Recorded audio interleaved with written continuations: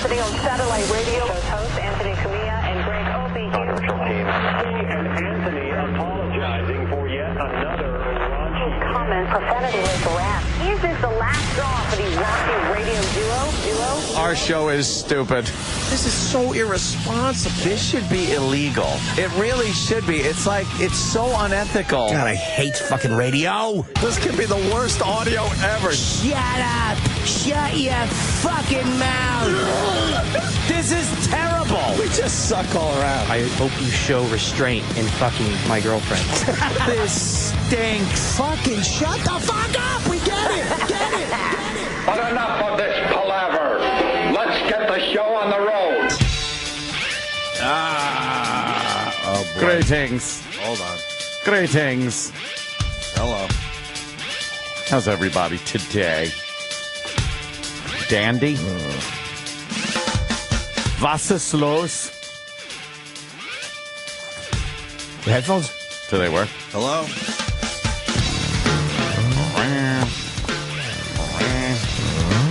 Maybe something fell on the button. I can hear you guys, but Is your mic on even? Can you hear me? Yeah. Yeah. hello. I'm really low in the mix in my headphones. Yeah, I don't. Like really, really bad. How are you? I don't know. I mean, I hear okay. I hear me okay, and I hear Ann okay. But Ope sounds. I can hear Ope through the air, not the mic. I can hear everything. There you go. There it is. So why wasn't that?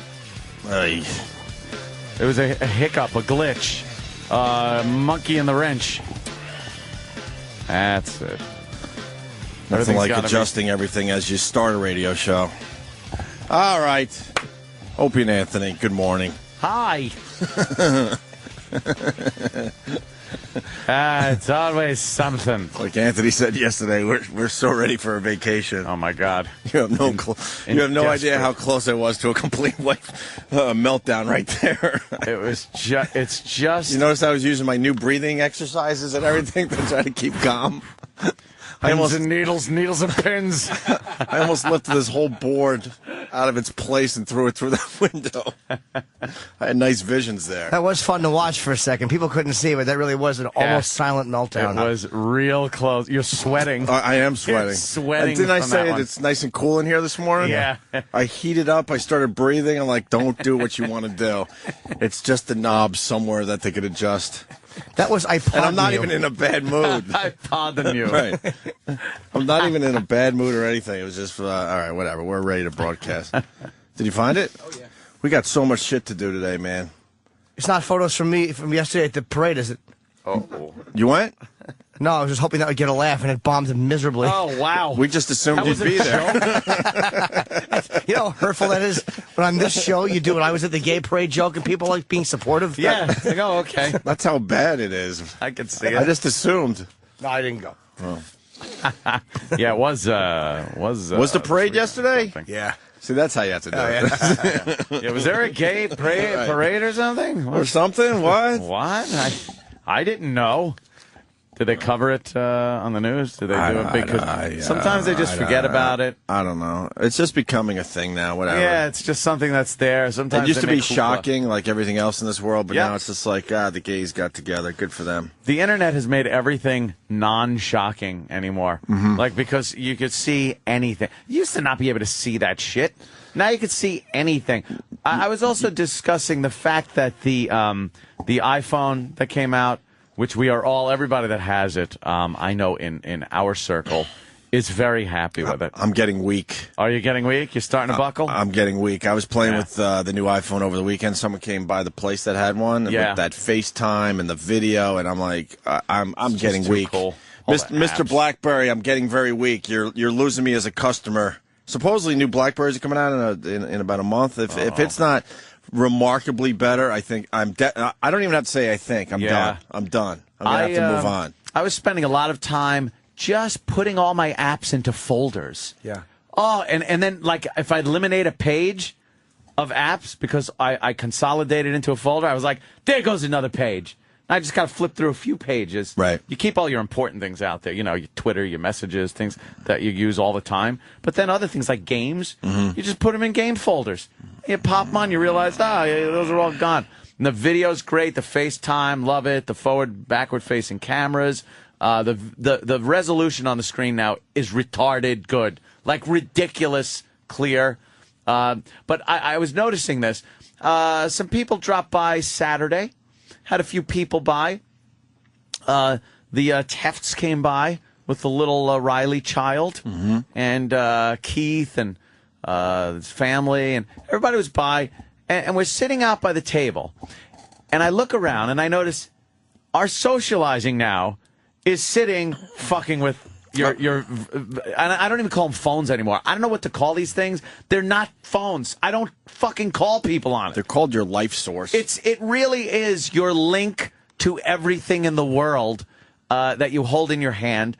And then I'm realizing I am having conversations and being social with people that are not even near me. More so than the people that are near me. Yeah, you don't want to. We're all talking to each other and other people, but you're at a gathering. You're not bothering with the people right in front of you. No, why bother? They're You're doing the same socializing with thing. people from other states and other areas. And they're doing the same thing, and it's not considered rude by a lot of people. If you remember when cell phones first really started, when people being would look popular, down, you'd get really mad. Yeah, you were at a But restaurant now it's with acceptable. somebody. You're absolutely right. You had to actually, if you got a call, you would actually step away from the table. There'd be, excuse me, I have to take this. You'd get up from the table, go somewhere, so you wouldn't be on the phone at the table. Now at the table, you're texting, you're talking. You look up every once in a while and go, It's not even rude to not make eye contact while someone's talking to you because you're just texting. Because they're doing the same thing to you. These fucking iPhones. Oh, that's the my table. God. That was all of our iPhones just thrown on the table. And all brand new ones? All brand new. I'm looking at 5 iPhones. Brandy new. Oh, we were FaceTiming and for no reason because we were 10 feet away. And I'm hiding my BlackBerry now. Yeah. Like, I can't even leave it out. I'm embarrassed. Dude, FaceTime. I'm embarrassed by my BlackBerry. Yeah. Bob Kelly called me on FaceTime, and it was like we were lovers. He's on his pillow. He's on his fucking pillow. It was pillow talk. Dude, he's on his pillow, and I got mine propped up on my bed. I'm on my computer, and I'm looking at this big, dumb Colonel Kurtz head on his pillow. I would never talk to a guy like that on the phone. Why would you? Never. No. But it's amazing because you can. You do. It's fucking People are phenomenal. calling it tit time, pussy time, and cock time. What about dump time? Dump time, too. Anybody doing the dump time Oh, with how the great would that FaceTime? be? I've done it. Call up. You FaceTime. First time I FaceTime my chick, she was in my fucking living room. I'm in my fucking bathroom. You have to do we it had that to. way. We had to do. I had a question for her. FaceTime. I'm on the toilet. Hey, is the toast done? Instead of doing something cool like, hey, I'm going to do FaceTime from the Grand Canyon. yeah. You do it from your fucking big hairy dump. I was also thinking how parents could really use that because, hey, at 9 o'clock, you will call me and FaceTime me and spin around, show me exactly where you are, who you're with, what you're doing. It used to be, you called from a payphone. It was like, yeah, I'm over at my friend's house where I said I'd be. Yeah, I fucking whatever. broke down, man. I'll be home soon. I'll be home soon. What? You want to see the car? Yeah. Now it's like, good, show me the car. You said you were with so-and-so? Yeah. Show me. Yeah. Go ahead. Show me where you are. You're at the movies? Show me. Yeah. Yes. Some people are going to be in trouble out there. What about FaceTiming like a movie? If you're just you're sitting at the movies, someone wants to watch, you just Well, they're going to have to figure all that out. FaceTime it. I mean, there was a time, remember, you would go to a concert or something, and they would catch you taking digital pictures. You would sneak in a little fucking digital. Yeah, sure. Now they gave up on that. If you think about it, that used to be a huge no-no to take a picture of U2 or whoever your favorite band is, put it right here. Yeah. But now everyone just pops up their cell phones. They can't stop that shit. Yep. So they just accept it now. Yeah, because it is weird that it's still called a phone and it's not a camera. But the thing is, it's a better camera than a lot of cameras used to be. That's for sure.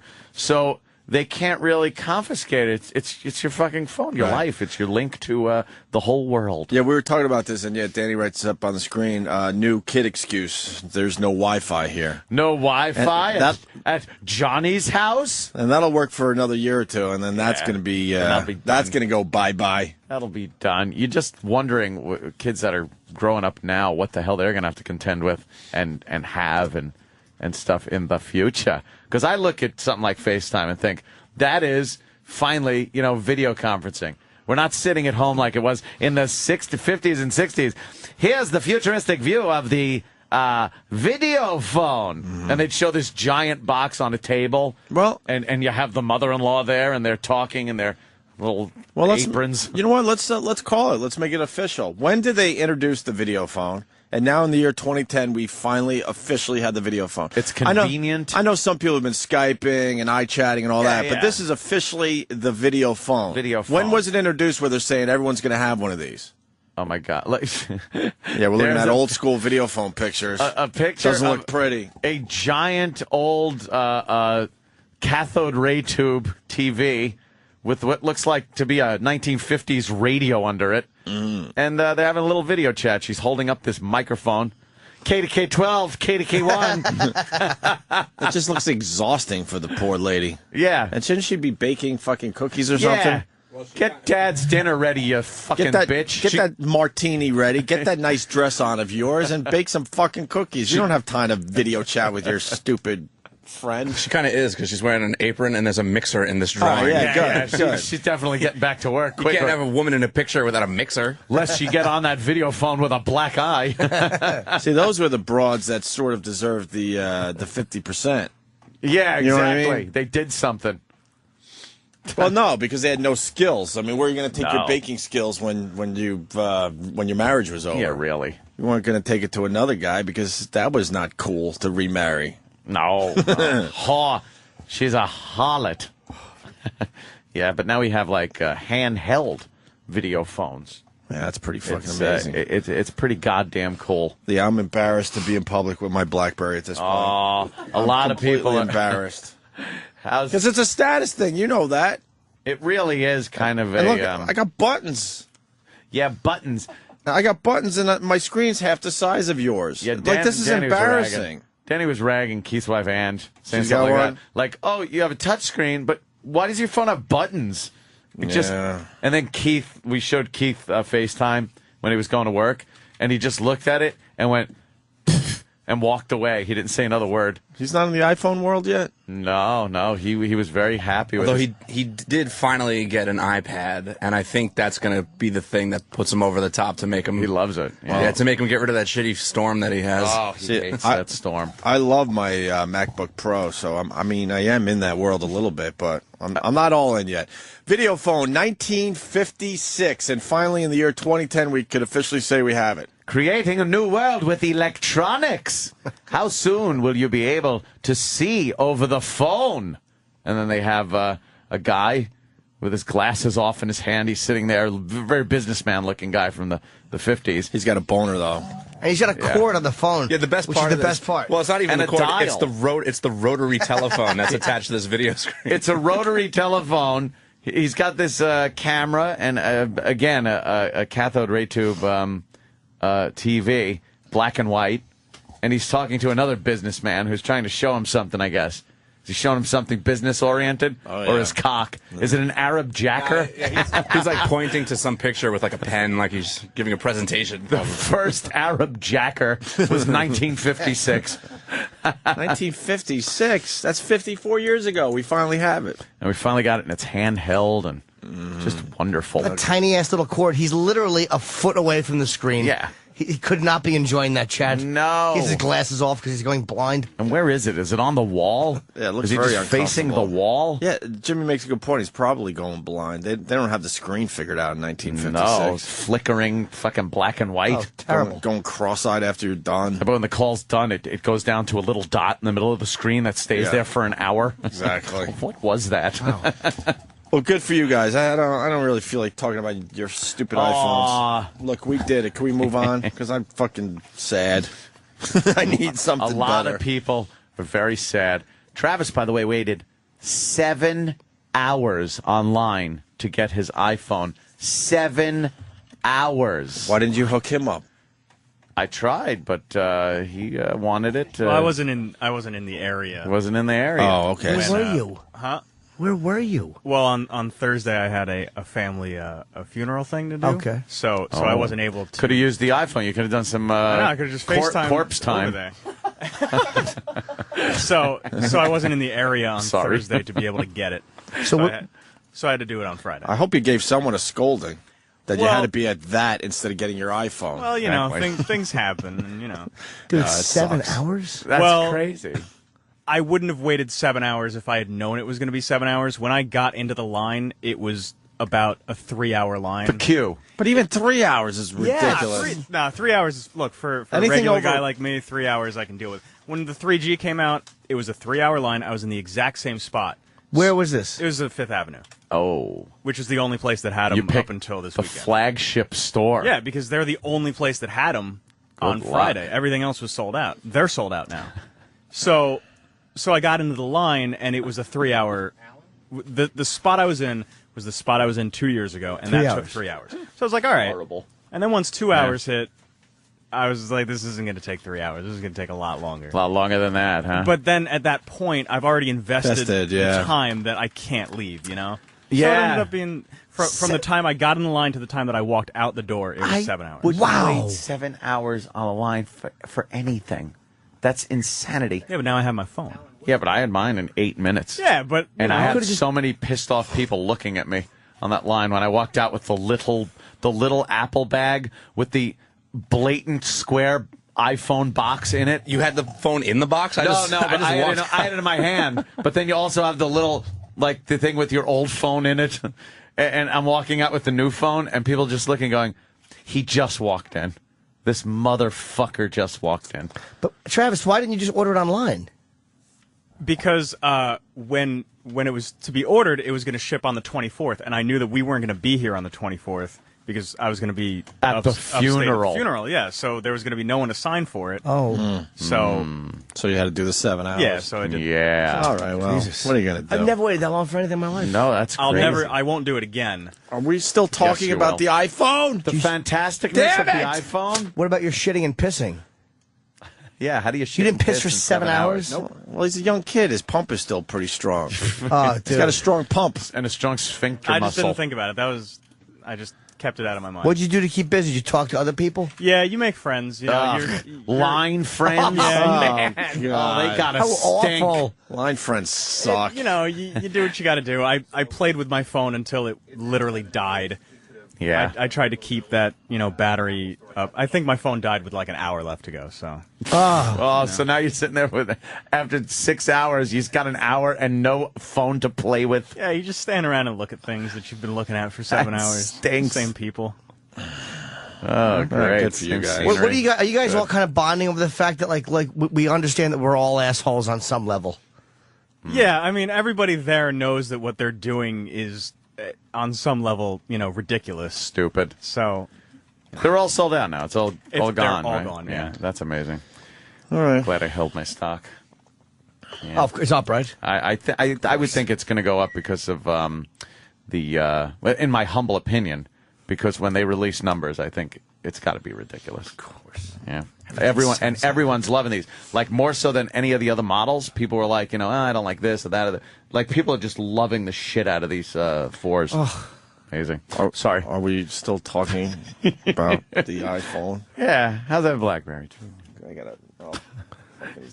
You have the equivalent of hope he's hiding it. You have the equivalent of a rotary dial etch a sketch. I was waiting for the Pebble 2. You know what? I started this fucking phone phenomenon with my fucking Pebble. Let's not forget. Your Pebble. Because you have AT&T, dude. That's the amazing. If you had Verizon, I'd understand. But you have AT&T, so you're already...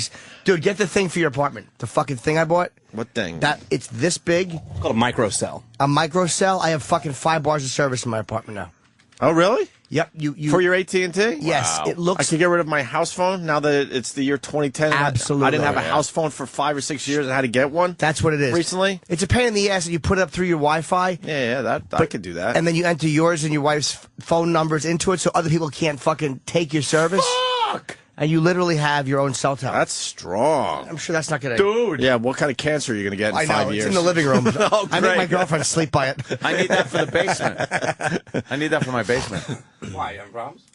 Yeah, remember we weren't getting a signal. in No, the because basement. the power was out. There was an AT&T repeater. Probably went out. motherfucker. It's fine now. No, you're good. Fuck that. You're Right. good. Then fuck it. Well, good for you guys. Yeah. Also, Ant, you were saying how the internet, there's nothing shocking on the internet. Yep. You have that speech today as you have your crazy fucking karaoke gun guy videos going Yeah. viral all over the place. So, Yeah, a couple so you're places. shocking the world. A couple places picked it up. Gorilla Mask is being very kind to your video. Picked up the Lionel Richie one. Of course, I have the Morning is Broken song. And then last night, I decided to throw up a little Elton John. A little Elton John. Well, you got to explain. Don't let the sun go down on me. Explain for the newbies, though, man. Crazy Gun Guy Karaoke. Which I, You've by the named way, this series. inaccurately credited Colin Quinn with. Why inaccurately? Because it was Lewis Black who was in here that day. And but screw it. I'd rather give Colin the credit. He needs it more. Of course you would. Why wouldn't you? What are you giving a gun and you're singing? Singing with guns. What are you insane? You have a voice and a gun and you're singing. You crazy. Yeah, we forgot that Oh, part. that's great. He's totally lost his mind.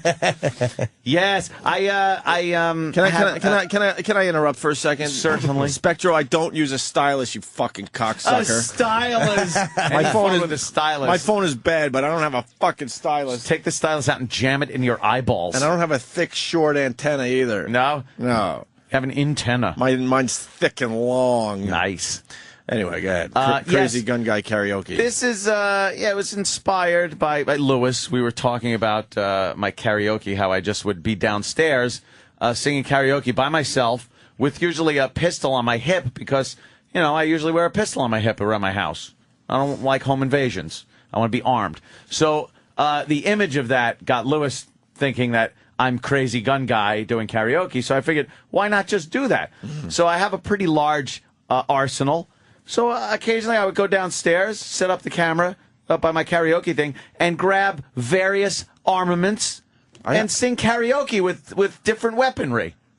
I can only pray while you're doing your new obsession with these videos. Yeah. That people are upstairs just fucking Ransacking my house. just completely. The alarm's on. You have no clue because you're downstairs being an internet star. The alarm's on. They couldn't possibly. They're just walking out the front door with everything that's not nailed down. Yeah. You have no idea. I mean, when you got the alarm on, I don't have to worry about that. And I like I said, I am armed. Yeah, I'm doing my karaoke and upstairs. They're just grabbing stuff. They hear you singing fucking Hello by Lionel Tiptoeing. Richie. They're like, okay, we got 3 more minutes to get this shit out of here. Yeah. Why don't you have a thing of, like, I don't even know what it's called, a thing of bullets? Oh, like Across a your little chest. a bandolier. Yeah, why don't you do that? Bandolier? Because I got magazines. I'm going to do a... No, I'm saying for the visual, get a thing of bullets. Well, I think I'm A going bullet to suspender. do that with my 6-shooters when I do King of the Road. I'm going to do the song King of the Road with my 2 Pistolero pistols and Nice. see if I could spin them. I also, this last one is done in widescreen HD, so I put a green screen up behind it because people were clamoring for a green screen so that they could pop me out and put me into various scenery. So this whole thing and key it out. is now interactive. Yeah, so you could do things with it. I saw one, a little advice to the guy. You need better keying software. I understand the background, the green screen, is not lit perfectly, and it's got a few, wrinkles in it and stuff. But if you know how to key, it's not a problem. Wait. Your green screen is as wrinkled as your clothes. I know, You yeah. couldn't put it up there nicer for the people? I stapled it to the goddamn top of the wall. What am I going to do? But it's right in the crease of the wall. You don't even see it. Jesus. You don't even see the staples when they come out. All right, good. And if you don't know what a garbage mat is, don't bother. See, you got to be able to clip out all the other stuff before you key the green out. So what you do is you set a little line around me because I don't move. I'm staying in the same spot. So you can just garbage mat all the shit around it. But once you and throw it out and make that transparent, and then you key out just the green around me, and then you can pop me anywhere. But why don't you like make it a lot easier and just have a green screen and you without all that other nonsense? Well, that other nonsense is what's making the music and the sound. No, but all it is a little zoom in, no? I didn't want to be too close. Okay. Because if I was too close, you couldn't see my handy-dandy low... I see. All the other Han stuff you Solo got. holster. All the other stuff you got going on there. Of course. So there's a third in the series now up there. Yes, it's Elton John's "Don't Let the Sun Go Down on Me," and some people are, I take it as a compliment, but they're complaining that I'm lip syncing. I'm not lip syncing. Jesus, it's like I could hear the original vocal behind it. Shut up. They'll always just be assholes. Fake, totally fake. I was just having a conversation with some friends yesterday. I would talk about like online people and people that comment on your Twitter and your Facebook. Just everybody just has to be better than you. Yes. They just have to be better than you. Yes. They can't just let you have a little victory. They have to have a victory that's 80 times better than yours. Exactly. Just it's karaoke, for Christ's I know. sake. Just get over it. Why do you have to lip syncing comment on a for it. karaoke video? I don't know, but they have been. I know It's they are. available on my my YouTube channel, which is OPANTXM. OPANTXM is my channel at YouTube, and it also made Gorilla Mask. I hear. Yeah, front one page of, Gorilla Mask. One of them, Nice. the Lionel Richie one, made Gorilla Mask, and then there's the Morning Has Broken song by Yusuf Islam, which I call Yusuf Salam at the end. Who cares? Whatever. Savage. Used to be a nice little singer named Cat Stevens. Cat Stevens. And that's the one with the giant 50 cal, which someone said I kind of blew the wad by using that one first. Yeah, because that would have been Yeah. that should have been the grand That finale should have to been the a big video closer. series. I could bring it out again. And believe me, I got plenty more weapons to bring out for more songs Now you have later. a new excuse to buy more weapons. Exactly. You need a new video, new gun video. New gun video. Video gun, whatever. And next one, though, I'm thinking either the country one, kind of country sounding with the 6-shooters, or I got to bring that laser. Shine that laser right into the lens See, of the everyone's, camera. everyone's waiting for an ending to these videos. Oh, they want they keep saying fire a round off. I'm like, you can't do that in city limits. Well, not anymore. They wanted an Arbud Dwyer ending. Sorry, not taking that route. Very good. So that's doing well. Yeah, having fun doing that. Jim Norton's video is doing very well too. By the way. Jim Norton's video is where did that gentleman come from? Ooh. The fiddle guy. Well, I was talking about the Vuvuzela. Oh, that guy is. That was just the fiddle guy. I actually, the Vuvuzela video, me farting into. That's so perfect. Well, I got so excited, I put up the version where you can only hear it through the HD flip, and I finally synced it up with the show. So there's a new version up Yeah, there. it sounds good. Way It's better. so The audio good, sounds yeah. I much got better. way too fucking excited. I should have just held out a day. I didn't have access to the show audio at home, believe it or not. The audio sounds much better. So Yeah, it really is. It has the sound of the horn. Yeah. It's great. So I'm just saying. Yeah, that one's doing real well as well. We got some nice videos out there for everybody to check Yeah, out. plenty of videos popping up. The video Anthony's referring to is just a guy in San Francisco I filmed. Oh, that was San Francisco? Yeah, he's just some guy. And San other Francisco. people have shot him too. He's on the. He's a. You should literally shoot him. He's a bum. He plays the violin. He's a bum. So I started a YouTube page. It's Jim Norton Comedy at YouTube. It's the only video up. I wanted to have a page in case I shot anything, which I really haven't done. You have a place to put it now. Yeah, so To shove it. maybe I'll be putting little videos up. Oh, we're all becoming video stars. Everyone's doing it. Aw. Who's doing your production work? I did my own. Oh, you did that? You used iMovie, iMovie. right? Yeah. Yeah, iMovie rules. iMovie's so easy. For It's a quick, actually- for a quick little thing. You want to put some quick graphics in? Yeah. I was more. This was more about trying to fucking work with iMovie than anything else. Yeah, a little I had no experiment. comprehension, and I finally gave in and watched the tutorial. And in 5 minutes, I was like, "Oh, that's it." It makes Yeah. it so easy. Dude, I couldn't believe how much Yes. Simple. I avoided it. I thought Yeah. I couldn't do it, but I did a little production before and after. Not much. You don't really need much though, because the guy is great on his The own. graphics that fly in look great. They got like a motion blur to them, and they Yeah, got that yeah, it's one of the options. They slow down and kind of cross each other. It's really They do a very good job good with job. the Yep. iMovie. All right, last night we had the BET Awards. I know who cares, but there's a couple good clips worth playing because you had Corey Feldman. He's still hurting over Michael Jackson. Is he still hurting? Oh, poor Still hurting. Please. Chris Brown broke down and cried on the BET Awards. How bad? I mean, Pretty bad? I didn't watch him. I'm not even gonna make believe I watched this fucking. Is thing. he going to be thrown out of the community? No, the girls supposedly are loving Chris Brown because he broke down and cried. great. They all want. They are all hoping for the next punch, I guess. They want to get slugged by him? That's women are fucked up. Does Really are. Vandersloot? Women are coming out of the woodwork. They want to be with Vandersloot. I'm They hearing want too. to have his baby. What's they want wrong to with marry women? him. Well, that going back to, of course, me. I've noticed that from doing these stupid videos, a lot of girls actually say, "Wow, that is sexy." Singing with guns. Oh, really? I'm like, who are these fucking lunatics? They're out there. They really are crazy. Oh, we know you're out there. Yup. So what's going on with Chris Brown? He breaks down, cries on the BET Awards, and then women are applauding him in the audience? Yeah, he did Jermaine Jackson came out and said, you know, it's been a year, blah, blah, blah. Well, goddamn Germans got nothing to do with it. And he said, It's been a year since we killed our brother so we could all live very, very well. well, it was like a big That's a thing. joke. I have no fucking idea. But I did learn that his estate made close to $1 billion in the first year of his first year after his death. Unbelievable. Way more money than if he was alive. LaToya thinks he was murdered for his back catalog. Does she really? Yeah. I would take her seriously. She's done nothing but speak logically over the years. That's right. Yeah. Way yeah. to go, Aunt. Way to stick Yeah. up for her. You're right. Did you see the special when she met up with Bubbles the chimp? Oh, That's my answer. it was emotional. People are saying watch the Chris Brown thing. It's a fucking disaster. Why is it a fucking Is it? disaster? Because it was like a big deal. He was like, there's one person who hasn't gotten to do his Michael Jackson tribute, and here he is. Because before all the controversy, people thought of Chris Brown as a young Michael Jackson, the way he danced. Oh. And so Who are these people that thought that? the people who that's what people thought. He'd moon punch bitches. He'd like walk backwards and slug them in the His face. favorite song was "Beat Her, Beat Her."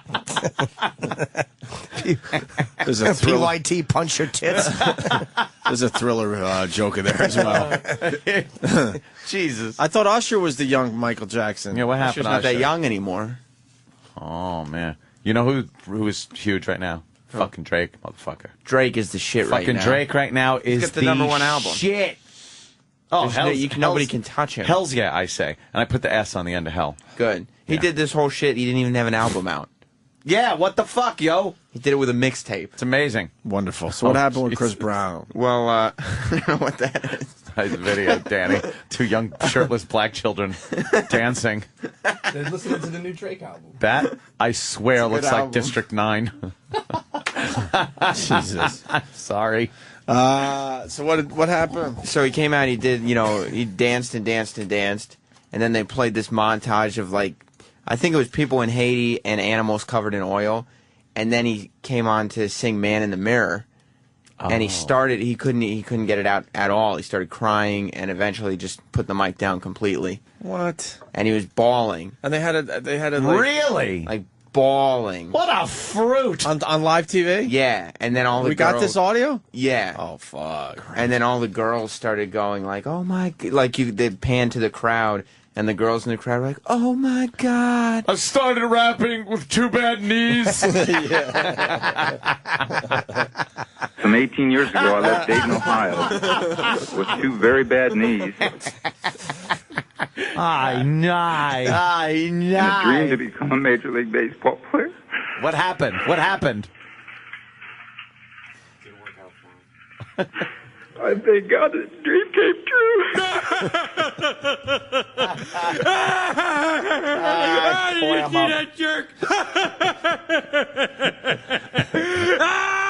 All right, enough. Dude. Now go home and get your fucking shine box. So- Cry, baby. So they had to pull at our heartstrings by showing fucking oil-covered fucking animals in Haiti. Really? It was like a we way really? The words of Michael live on and can be reflected in today's shut tragedy. the fuck up. Oh, he's doing like a... Well, yeah, he came out and did How all the about dancing. Who's that? That's Chris Brown. Ew. From the BET Awards. Because he used to dance just like Michael. Wait, he jumped on a car like Michael Jackson. He's doing did. like the video. So Right. when does he cry? After he dances. And you got that audio over here. You bet. Or do we play it over there? That's up to you. Look at him dancing, yo. See? All right, he's dancing like Michael Jackson. Is he Should we cut- singing or lip syncing, or what is he doing? This is lip syncing. Yeah, I assume. Anytime I see someone dancing really hard with a headset mic, Right. I'm like, that's all fucking lip sync. Didn't he Plug beat in the there. shit out of a broad? Yeah, And now, he beat up Rihanna really And now badly. just a little time has to go by and he's back right where he was, huh? He bit her. He bit her. Yeah. He has violent tendencies. Oh, yeah. Yeah. So why He did we fucked her up. Why the fuck did we have to sit out 2 years? We didn't fucking bite no chick or punch her. Well, which one of you two can dance like that? That's Ah, true. good point, Sam. Good All right, point. now You're so fired. he's done dancing. He's done dancing. No, he's not. You think he might Oh. be, but... Oh, hells, y'all. Wow, look, they're wearing like glow-in-the-dark pants and hats. All right, this clip's really long. Should we cut to the Chris Brown? It is phase? long. All right, so after he danced, Ant, this is how it Yeah. went down.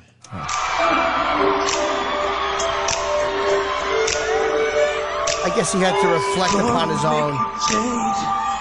Oh, this is now him singing Man in the Mirror. Okay. Trying to.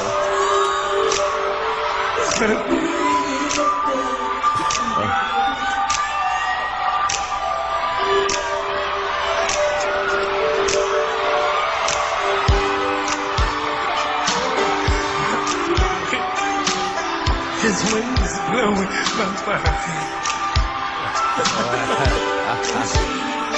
I'm not too weak to be brave.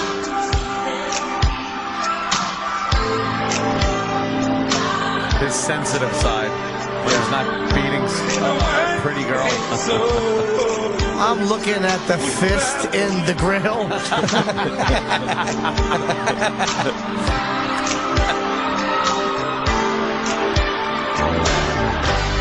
And he gave up.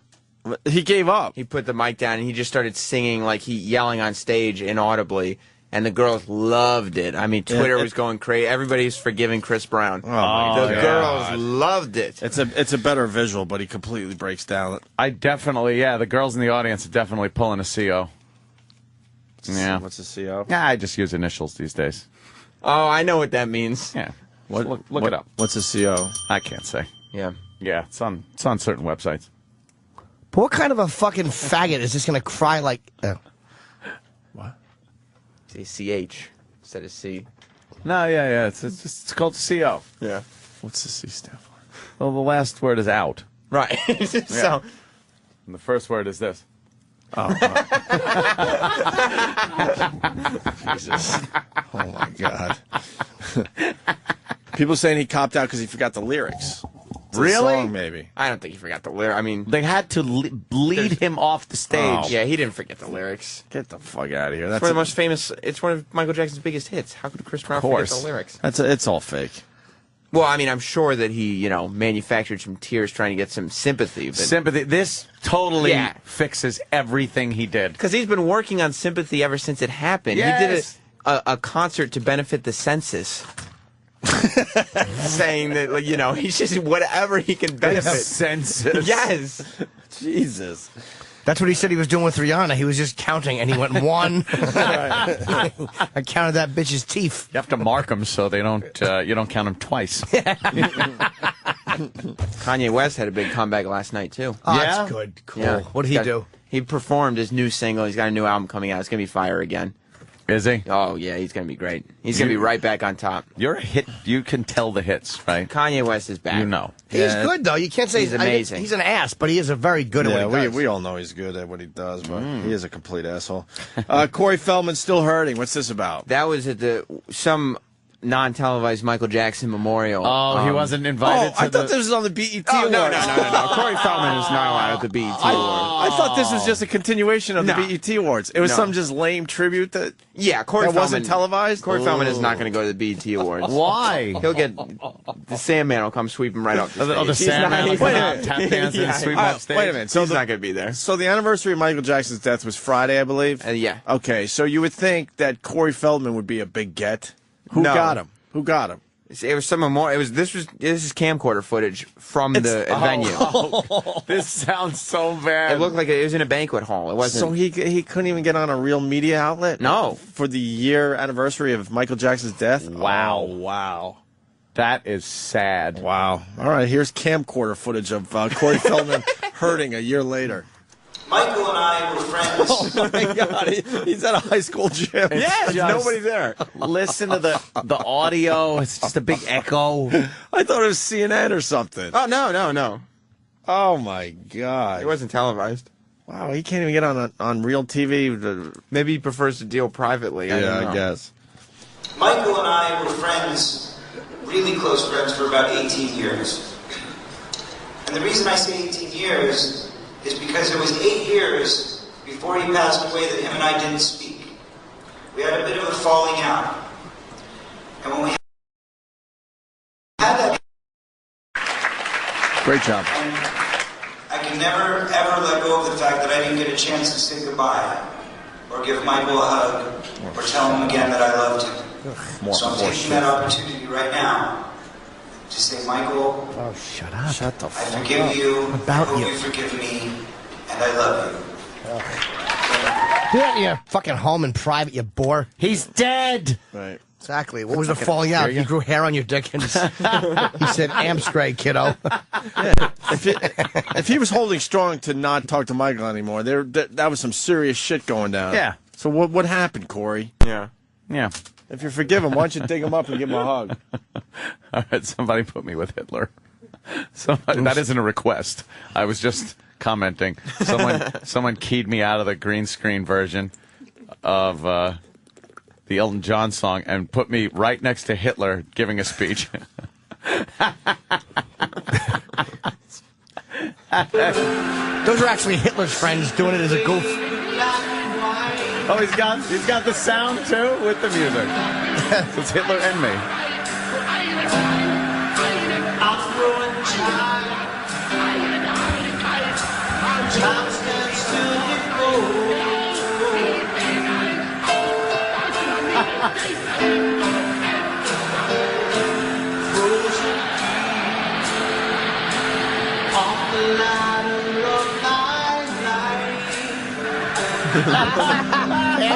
I'm in Nuremberg.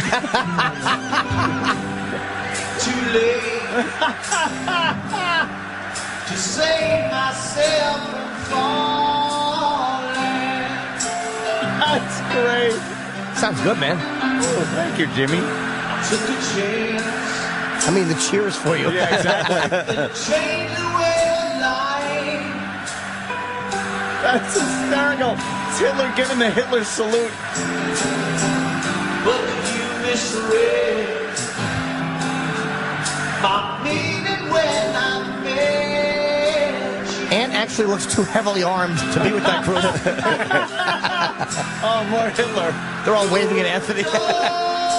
You're a teen idol.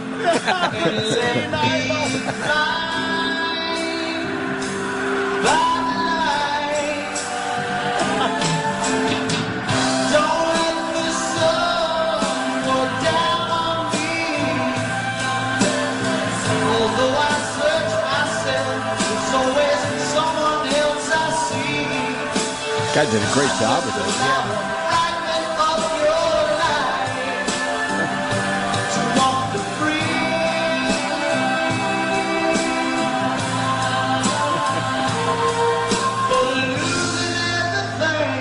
Oh, it's great.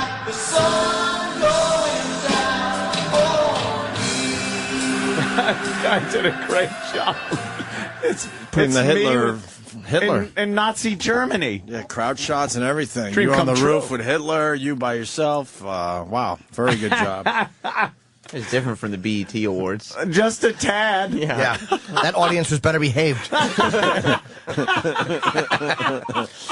Jesus. Ah, who did that? Got to give that guy some credit. Oh, fuck you. Yeah. Damn. That's pretty good. That was by Low RDR, so Low Rider, but RDR. Low RDR Vato. VATO. Good job. Fucking tweet that shit so people can check it out. Yeah. All right. You know what? Fuck. Why don't we take our first break? Because we got to talk about Bubba Watson breaking down. A lot of people were crying like a bitch. Who's last Bubba night. Watson? Golfer. PGA. He won the tournament over the weekend and he completely broke down. And also Dick Clark. Jesus Christ. Anyone watch the Emmys? I know. Why would you? But Regis was hosting, so I said to myself, I know this is going to be bad. Yeah. I like searching out bad stuff on purpose. And I wasn't disappointed. Yeah. Regis sucks as a host of a fucking TV show. He's just not very relevant. It's horrible. And then they did a tribute to Dick Clark, and Dick Clark broke the fuck down. So I quickly reached for my BlackBerry. I'm like, I'm going to tweet something witty about this. And then I just got sad, and I put my BlackBerry down. I didn't tweet nothing. Some things are just too like... I was like, you know what? What am I doing? Too sad. What am I doing? Did you feel guilty about using a real man's heartache as your social networking joke? I was all excited. I had a couple good thoughts about it, and then I'm like, what are you doing? This is really just fucking depressing. Yeah, that's... He's breaking down. His wife had to help him, and Ryan Seacrest got in there to lap his ass one more time before he passes, I guess. Fucking Ryan Seacrest. He's taking that whole thing over. Oh, I know. He Yeah. basically said that in front of him. I think that's why Dick Clark was breaking down. Yeah, he's just waiting. And they had like fake tan on Dick Clark, so he looks kind of good, and that looked awkward. And America's oldest teenager. they did a long montage of American Bandstand and all these people thanking him. And if it wasn't for him, they wouldn't be big stars today. Like someone like, I don't know, Barry Manilow, basically thanking Dick Clark for his fucking break. And he couldn't even... and then he's just sitting there, just crying uncontrollably. And was he like stroke crying? Where He actually talked a little bit and took a couple shots at Ryan Seacrest, and it was, he's still witty. Yeah. He really is. But, Yeah. And the stroke hasn't gotten worse, or the effects of it. Or whatever. Right, okay. He's about where we last looked at him. Yeah, from not being able to count from 10 to 1. So I'm like, what you going to tweet about this? I'm like, what is wrong with you? Yeah. And I'm like, I'm not going to tweet about this. I'm actually really sad. Maybe It's I'm not on the show right now. Yeah, maybe I should show another emotion on Twitter and just write, I'm sad by this Dick Clark thing. There are times you do things and go like, I'm not on the show. Right. I can understand if I was with the rest of the degenerates on this program, but I know. fuck. Maybe Am I really garbage? Yeah. Like maybe this piece of shit. Maybe this is a good opportunity to show another emotion. I was thinking. What are you doing? All right, so can we get maybe some of the Regis monologue in the beginning? It was horrendous. Yeah. And then he's talking. Oh, whatever. Was he trying to make jokes? Yeah. Up to like Chip. He was trying to do like relevant jokes, and they were a little short. They were like a little just missed. They would have been relevant maybe 5-6 years ago. That fucking old ago? Oh. You know what I mean? I thought maybe he was going to bring up a Lady Gaga joke. His reference points are just a little too old. Yeah. Just, How about that Pebble? No. Great phone! So maybe we'll have some of that. But Bubba Watson definitely after the break. And also, this is Al Gore's masseuse is talking. Oh, yeah. We got 16 fucking clips. These fucking whores cannot keep their mouths shut. 16 fucking clips. They just see the money in it now. When you're the VP or the former vice president, it's amazing that it took this long. And what is this? Yeah. This is her talking to the cops? Yeah, she read her statement to police. There's some good stuff in here. And then they man. released the entire thing. There's good stuff in here. I still don't like the fact that the man is named and she is not until he's proven guilty. Right. Because that fucking, it does hurt a woman's reputation, sexual assault and allegation. I understand that. But being accused of rape or sexual misconduct fucking ruins a man. And it's like, how about until he's guilty, you're not allowed to release his name? Because if he's innocent, most people aren't going to pay attention to that part of this whole story. It's already out there. Everyone is protected, but alleged perpetrators who at times are innocent. Yep. Absolutely. Alleged. With that, we'll take a break and we'll get into some of this other stuff next. And now, the Opie and Anthony Show is now back. On the virus. Sirius XM.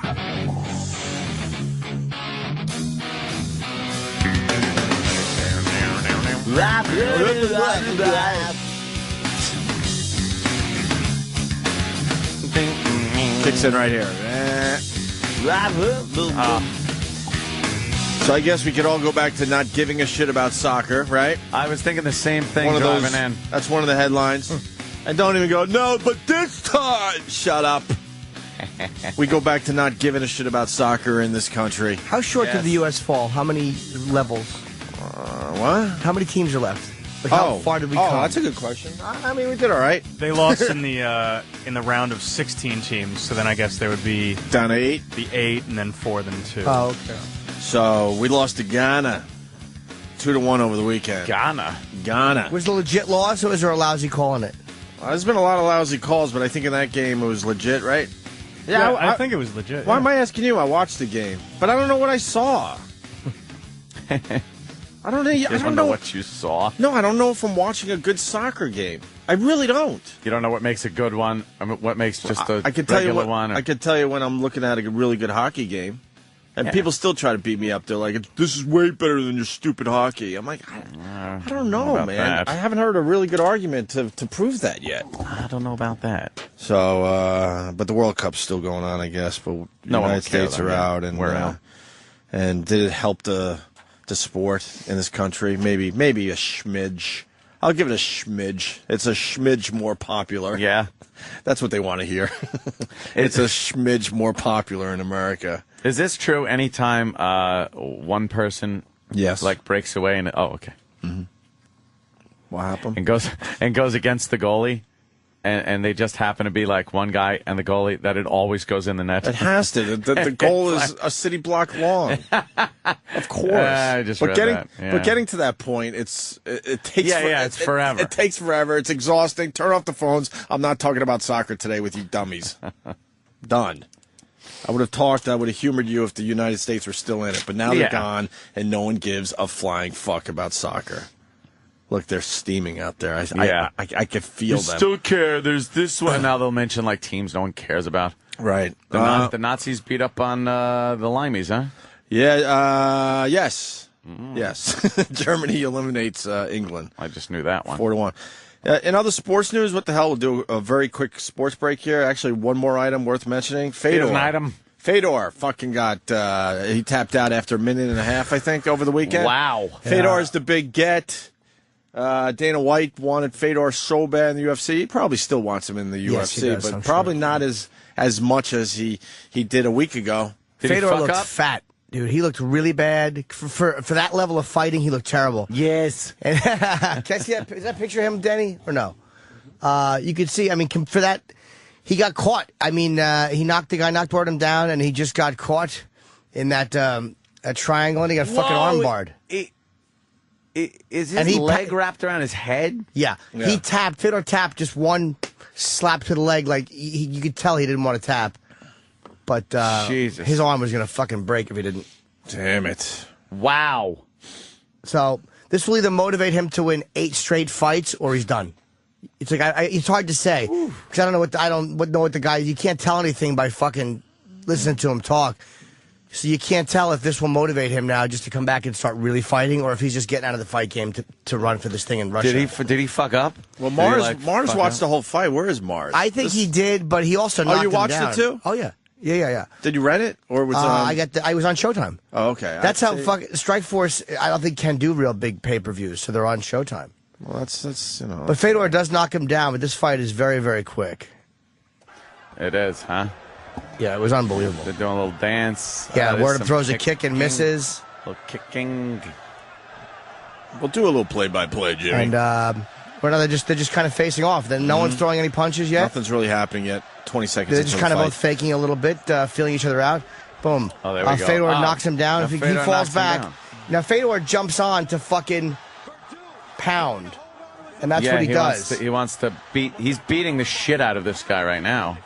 But the guy is a Brazilian world champion in jiu-jitsu. Yep. Oh, man, he got him.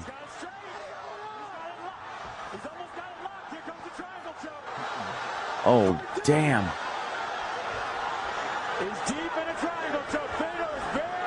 Look at this.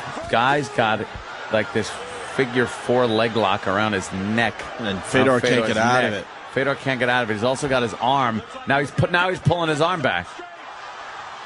And he had a He tap. just tapped, Oh, he's yeah. not happy. Fedor's like, fuck. Wow. Wow, that was fast. Holy shit. Mars, That little motherfucker had him tied up like a pretzel. That guy's a great fighter. But Fedor just, he just got caught. It happens. I mean, even on this level, it's like you make one little mistake. Yeah. And that's, it's amazing it hasn't happened to him sooner. And he got in there fucking beating the shit out of him. I wonder if this guy if this Wardham had watched enough Fedor fights and seen what he does, which is when you go down, he's an animal. He just jumps on you and pounds and then fucking hammer fists. And I wonder if this guy had watched that enough and said, if I get him in this position, he's leaving himself open to be fucking triangled and armbar. I bet you're onto something, No Jimmy. doubt. This guy's a Saw world some kind of champion. weakness and said, look, I'll take a couple hits, but I'll know he'll be vulnerable. He will come in while I'm on the Right. ground, and because you don't want to stand up with him and get punched by him. No. But I wonder, this guy's a two-time world champion. I wonder if he saw that and used that as a strategy. Sure. Mars, what did you think of the fight? Oh, great fight. But he was saying that before the fight, all I need to do is get him to the ground. Get him to the ground. Yeah. But I think that was ring rust, personally. For Fedor? Yeah. Maybe. That's Hasn't all. fought in a while? He waited too long to get out, and when he thought he could get out, that's a 6'4" motherfucker on you that's a world champion. You're not going to get away from those legs. But he could have gotten up at one point. At one point, but he waited a little too long. That's why I think it was ring rust. Yeah. How long has it been since he was in the ring? It hasn't been that long, has it? It's been a while. But he looked like he put weight on, and maybe he didn't train as hard for this guy as he should have. I don't know. Well- he's only 33. I thought Fedor was older, but he's only 33. He could have a few good years left. I mean, In the UFC. yeah. All right, we got to go to this guy in Staten Island. He's slightly pissed at Jimmy. Why? Angelo. Hey, what's up, boys? Slightly. It's not that big a deal. Hey, Jimmy, Jimmy, what I loved before is you saying defending Al Gore. It sounded like, you're trying to make sure that in the future, if anything like that ever happens to you, your name might not get released. You sounded like a lawyer getting ready to protect yourself. Nah, dude, I'm telling you, my name released. I've written books talking about my filth. What I mean is, I'm not talking about perversion, dude. I'm talking about sexual charges, like illegal stuff, rape, things that ruin your life. And my problem is not a rapist's name being released. I think rapists should be shot. It's the fact that when you really didn't do it, that's a problem because your name is all over the place and the woman's is not. So it's like, why is your name all over the place when there's such a stigma attached to even being accused? No, I agree, Jimmy. I was saying, I liked it. I agree with you. But, and you're the VP, whether he wrote books or not, the reality is this is what it's all about the money. It's all about the racket. It's Man. You're probably right. And again, I have no charges. I'm not a predator. I mean, I never make chicks do what they don't want to do because I'm a dirtbag. All right, get out of here. Did you hear that, or was I just thinking it? We're going to get to that audio in a little bit. The masseuse is speaking. We got her police statement. But to wrap up the sports, Bubba Watson, it's PGA shit. A lot of people are not big golf fans. I understand that. Golf. But Bubba Watson, I don't have the backstory of this. Maybe a golf fan does. He's a crybaby? Yeah. I didn't think this Bubba Watson was a crybaby type of guy, but maybe there was something going on, that I don't know about. Oh, one of those maybe I did this for somebody that recently has passed away or something. I wish the gay parade. One of these, I wish my dad was here. Something, I don't know. Who's the Grand Marshal of the gay parade? He's a soldier. Gay by birth, soldier by choice. Wow. It's some Asian soldier guy he's sitting on a mortar tube. That's American. But Bubba Watson did this after he won yesterday. We all knew you had it in you. Did you ever expect an afternoon like this? No, I just gotta say thanks to my mom and dad. Without them, I'm nothing. My dad's battling cancer right now. All right. Dad, I'm praying for you. I love you. Oh, no. And the rest was winter. Congratulations on your first win. All right, that's what it was. A little cancer thing. That's what got him. Imagine if he said, without them, I'm nothing. If the guy had said, well, technically with them, you are too. Yeah. Tiger didn't stick his dick in 400 women. You wouldn't be winning this. Boob. Well, there's a few tournaments where the big guys, they take the weekend off. Although Bubba Watson's a fine player, so. Blubber Watson. Why is this... Get it? Yes. Blubbering. Before we lose the visual, why is this fucking CNN reporter wearing a pink shirt this morning? Maybe he's doing something on the gay. No. Is Pink? Pink is the new Pink. Who the fuck is pulling off Pink? A lot of guys are wearing like what guy pink, pulls dress off shirts. Pink? A lot of guys in the office wear pink dress shirts. You know? This guy's wearing pink. He's a news reporter. News reporters shouldn't be wearing pink. Walter Cronkite must be fucking doing nothing because he's really dead. Rolling over. Is he dead? Yeah. He's really dead, so he's doing absolutely nothing. died about a year ago. You think Walter Cronkite would have wore pink on TV? Yeah. Never. Only faggots wear pink. How about Tom Brokaw? We'll update our reference a little bit. Tom Brokaw would have never wore pink on TV. No, and pink was very commie. You know, pinko. Right. So you never wanted to wear pink. Mad Dog wears pink shirts. He's man enough to wear pink. No, he's not. Yeah. No one can pull off he pink. He knows Show too me much one about picture sports. where a fucking man is pulling off pink. It ain't happening. A lot of guys are wearing pink like fucking dress shirts. Swear to God. Is there something else going on with the pink? Yeah, pink like it all of a sudden became like fashionable for guys. I don't know if it's as much as it was like a year ago, but yeah. So I hear. I wasn't wearing no pink. I'll wear some fucking, Pink's rough. I'll wear some periwinkle. Have you tried pink? No, I don't think I can pull off the pink. Yeah. I like the stink. I have one. Boo. I wore one T-shirt last summer. Never brought this up on the show, and I didn't. I guess it had a slight pink in it. I guess pink hue. I'm colorblind. Something we get into that I learned only recently because my girl laughs at me all the time. I'm like, holy shit! I think How I'm colorblind. colorblind are you? I think I'm pretty bad. Like, is everything in black and white? I always ask for the gray blanket. She goes, "It's a fucking blue blanket." I'm like, no, it's gray. The gray blanket? Yeah. Holy shit. So I'm trying to make an excuse so it doesn't look that as bad, but I had this like white T-shirt last summer that I wore to work, and E-Rock looks at me and goes, "Why are you wearing pink?" And just hearing E-Rock say that, I'm like, oh, fuck. I'm never wearing this shirt again. Yeah. But it wasn't like pink like the guy on TV. It was like, How do you I know? thought it was a white shirt. You think the blue blanket is gray. Imagine it's like a flaming pink shirt. Oh, there's the color blindness test. All right. Well, see, I'm not Chart. that. I'm not that bad. What do I need to do? Can you see? Look at that. What do I need to do? Can you see? Number 5. That's easy. Okay, you see that? Yeah. Okay. 8. How about that? I can't see. Oh, you see that? See, maybe I'm just slightly colorblind. Wait, what was that last one, Dan?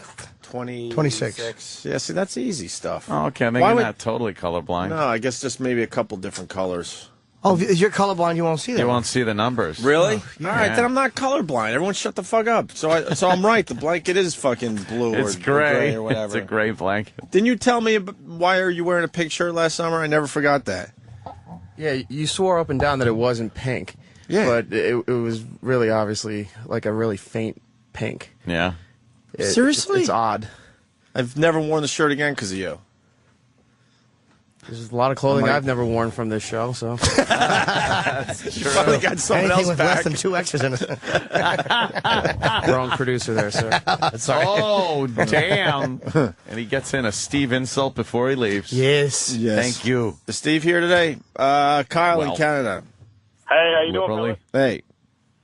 So, yeah, on this pink shirt thing, I used to work in a big office, and my wife always saw these, I guess they were better-looking fellas than me because I'm just a short, fat fucker, wearing these pink shirts everywhere. She suggested, you should get one. Everybody's got one nowadays. So I'm like, I really don't think I want to go shopping for pink. So she said she'd pick one out. She brings home a shirt for me, navy blue horizontal stripes, over top of pink horizontal stripes, big stripes. So it was very noticeable. I looked like a gay sailor, and I got teased for a day. The shirt got burned. Yeah, man, I don't think we should be wearing pink. No, not a bit. That's what the feminists were fighting. Blue is for boy, pink is for girls. Those type of gender roles. Pink is a rough color. And any way you look at it, man. It really is. I'd love to wear bright pink if people wouldn't fucking pummel me. It's a they lovely would. color. Could you come in with a pink shirt tomorrow, Jimmy? Oh yeah, I'd wear one. All right, Pink. good. If I don't think it would look right on me. If I thought it would look okay on me, black guys can wear anything. Like literally, black guys can wear a furry pink hat and pull it off. Yeah, they have. If I could wear a pink and look okay, I would do it, dude. But if I'll whatever. All right. I got a Yeah. wedding tonight. Well, If Monday I wanted night. to get my ass kicked, I'd find a different way to get my ass kicked than wearing a pink shirt. all right, Kyle, thank you. You have a wedding? No, I'm from the cellar. Oh, All yeah, I his know, friends man. are entertainers, so they work weekends. So he picked a Monday night at 6. Jesus. That's a good time for entertainers, though. All of his friends are musicians. That's going to be miserable. Yeah, okay. Yeah, but wow, a Monday wedding. Most of them don't wake up in the morning. Yeah, that's true. So they're all that Monday night for them is like Friday night for everybody else. That's true, is right. Silly comics. Check out CNN, though, to see this guy in the pink. It is over-the-top pink, too. I don't know if a reporter should be wearing fucking pink. Let's have a little class. Little class. Just a little bit, Class it up a little bit. Let's do that for the people. Lydia wants to talk about your gun videos, Amp. Oh, On everybody was saying that this is a cry for Lydia that I'm doing. Cries for help. Sad that I'm alone in my basement making videos. Well, let me set this up by doing this before. And also, I would like to say, some people just don't get it. It's a little odd. They're like, yeah, you should do more rockin' tunes with the guns. It's like, don't you understand? That to me would be really kind of creepy. Yeah, it's creepy enough, but it's creepy in a way that it's supposed to be a sappy, dumb song with a guy holding guns. It doesn't work. It doesn't if work rockin'. if it's actually rocking to it. Right. Then it just looks like, scary. The beauty of it is it's a sensitive song with like just touching. Yes. Yes, sensitive. Lydia, hold on for 1 second because E-Rock got the clip of where Crazy Gun Guy originated from. Oh. It was June 9th. June 9th. Only a couple weeks ago. Okay. Yes. I was in long-term relationships my entire life, and I'm finally able to, just be alone at my house. Yet I have to find things to do, and I don't just want to watch TV. So I find myself occasionally down in my basement, which is a bar area, singing loudly on the karaoke machine in my shorts with a pistol on my hip. Just hoping a neighbor complains. And I know I'm alone, but I'm wondering how disturbing this looks to maybe dead relatives that are looking in on me. Even that like thought I worry about. I mean, this sounds like after the atomic bomb went off behavior. You got a lot of guns. You're singing to yourself on a karaoke machine. The guy in the Mike is not even basement where he plugged in. keeps his dead relatives. I'm telling you, put up a video and start posting it on YouTube. I think and within that, a month, you'll be seriously. I'll be a sensation. I can guarantee it. I might have to do that tonight. Find a hat. We may have to to do costuming. A hat? Yeah. Yeah, Some kind of wacky hat? A wacky hat. I actually have a Nazi helmet. Perfect. We don't even have to put it on. Coming this fall. Yeah. That'll be a lot of fun. Just label everything Crazy Gunman. Crazy Don't use your real name. Dude, look, it's Crazy Gunman's new video. I love this guy. Did you see it? Yeah. Response to Crazy Gunman. I love him.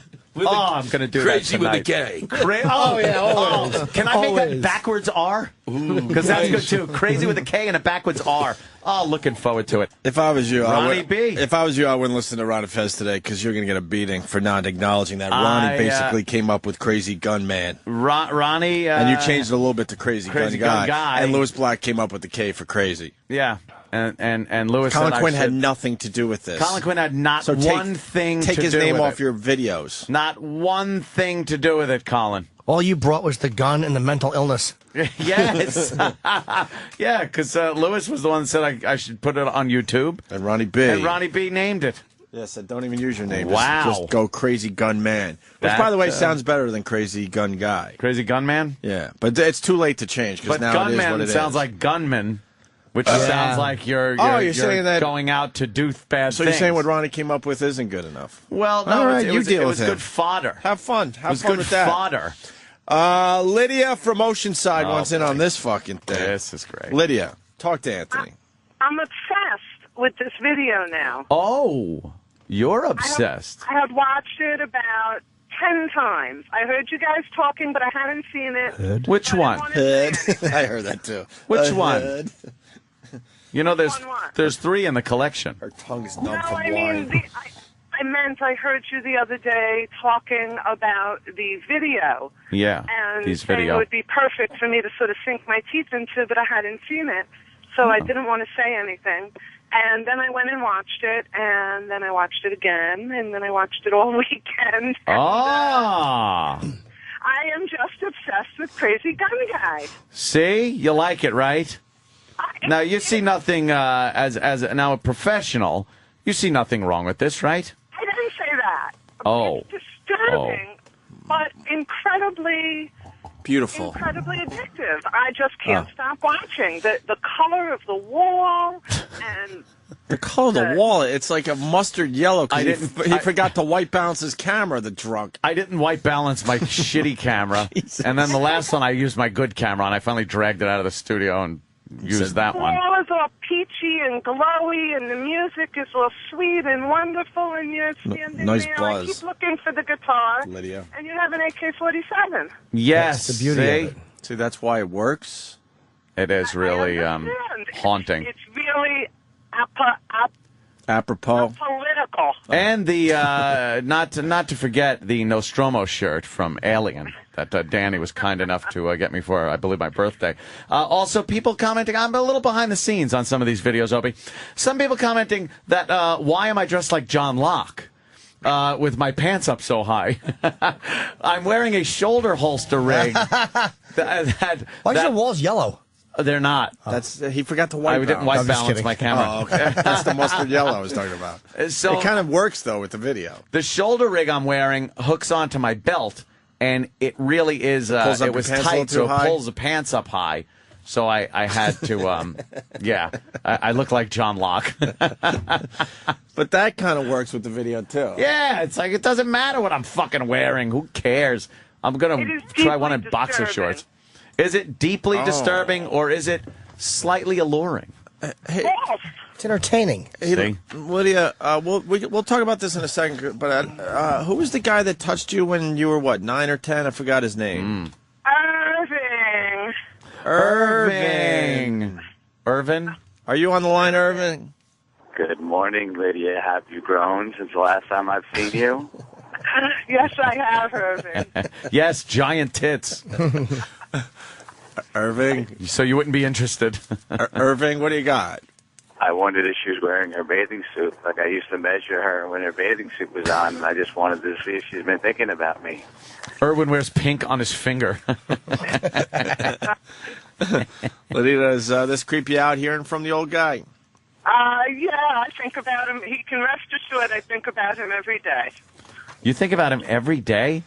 Every day. He fucked you up. In my innocent life. He fucked you up that bad, huh? Oh, it was pretty bad. Wow. Jeez, that is pretty fucking severe. Yeah. It's every day. Do you miss me, Lydia? Absolutely not. Oh, God damn. Voice is so creepy, What a ghoul, man. I know. What a creep this guy is. Every day Lydia thinks of you. That's why she tries to help others, because she couldn't help herself. Is that it? Oh, I never thought of it that way, but probably. Of course. I always thought that we psychologists are battling our own issues, absolutely, and work them out, helping other people. Mm-hmm. Lydia, you're too hard on yourself. You were a good girl, a really good girl. Thank you, Irving. You were one of his favorites. Oh, my God, even when it's a bit, I want to choke on it. Oh, yeah, you choke on it, all right. Oh, that's terrible. Did Irving lose his writer today? Because he's really not adding to this too much. It's just a creepy fucking line here and there. All right. Anything else, sir? Is it Irwin or Irving? Irving. Okay. Irving. Get back to Anthony with the crazy gun guy karaoke videos there. Yeah, so you like it. You're Oh, it is first and foremost deeply disturbing. I mean, I could write a thesis, Anthony, on just why do you have a gun like that in your home? Don't you see the dichotomy of the whole thing? Ooh.